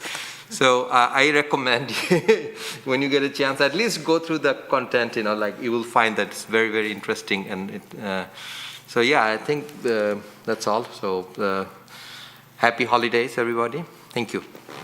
Mr. Hudson. No comment. Mr. Lambert. First, when we were doing the neighborhood node walks, at one of them, a gentleman came up to us and asked about, well, how do I get more involved in this process? And so we gave him a little bit of brief information on the Zoning Board of Appeals and Planning Commission, how you apply. And the gentleman who came up to apologize, if you're going to be stationed back here remotely for a period of time, that you might want to consider looking into being on one of these commissions. So, because I think you have a lot, your academic credentials definitely would add a lot, especially with quotes from Cicero, especially. So. This is more exciting than the other boards that I have. Secondly, I wanted to thank the mayor and the city council for reappointing me to the planning commission last night, along with Mr. Hudson and Mr. Tagle. So we appreciate that reappointment, I think. So We do. Okay, good. And go ahead, Mr. Faison. Nothing from me. And nothing for me, so we're adjourned. Oh, wait, Mr. Krantz. Oh, did I forget something again? I know everybody hates when the attorney speaks, and that's why I try not to say a Oh, lot. But no. I do have a couple things, and I was Go ahead. hoping to I'm use sorry. Mr. Tagle as an example. Just a reminder to everyone that as of December 31st, the ability to participate remotely, attend meetings remotely for planning commission members will be off the table unless you write your legislature and want them to consider the bills that are out there to allowing, so as you know, Mr. Tagle was supposed to participate remotely today, I thought. No? He talked about it, but it wasn't up for it. Yeah, so anyway, that would have been a good way to remind, so starting in December 31st, you can no longer do that unless you're active military duty. With respect to the lawsuits, Mr. Rauch knows this, Mr. Staffa did file an appeal of the dismissal of his lawsuit. That's in the Court of Appeals. I will be filing a motion to dismiss his appeal based on lack of jurisdiction. I don't know if I will gain any traction with that, but I'm going to try. And I've also filed the motions to dismiss in the both of the Tollbrook matters. Today, I received a notice of substitution of counsel for Mr. Staffa on the Tollbrook matters. So he wants to be represented by the attorney who represents him in both the Tollbrook matters and the Crooks Townhome development. He wants the same attorney. So that's my update. Well, thank you for that update. I'm sorry I skipped over. It's all right. All right, now we're adjourned.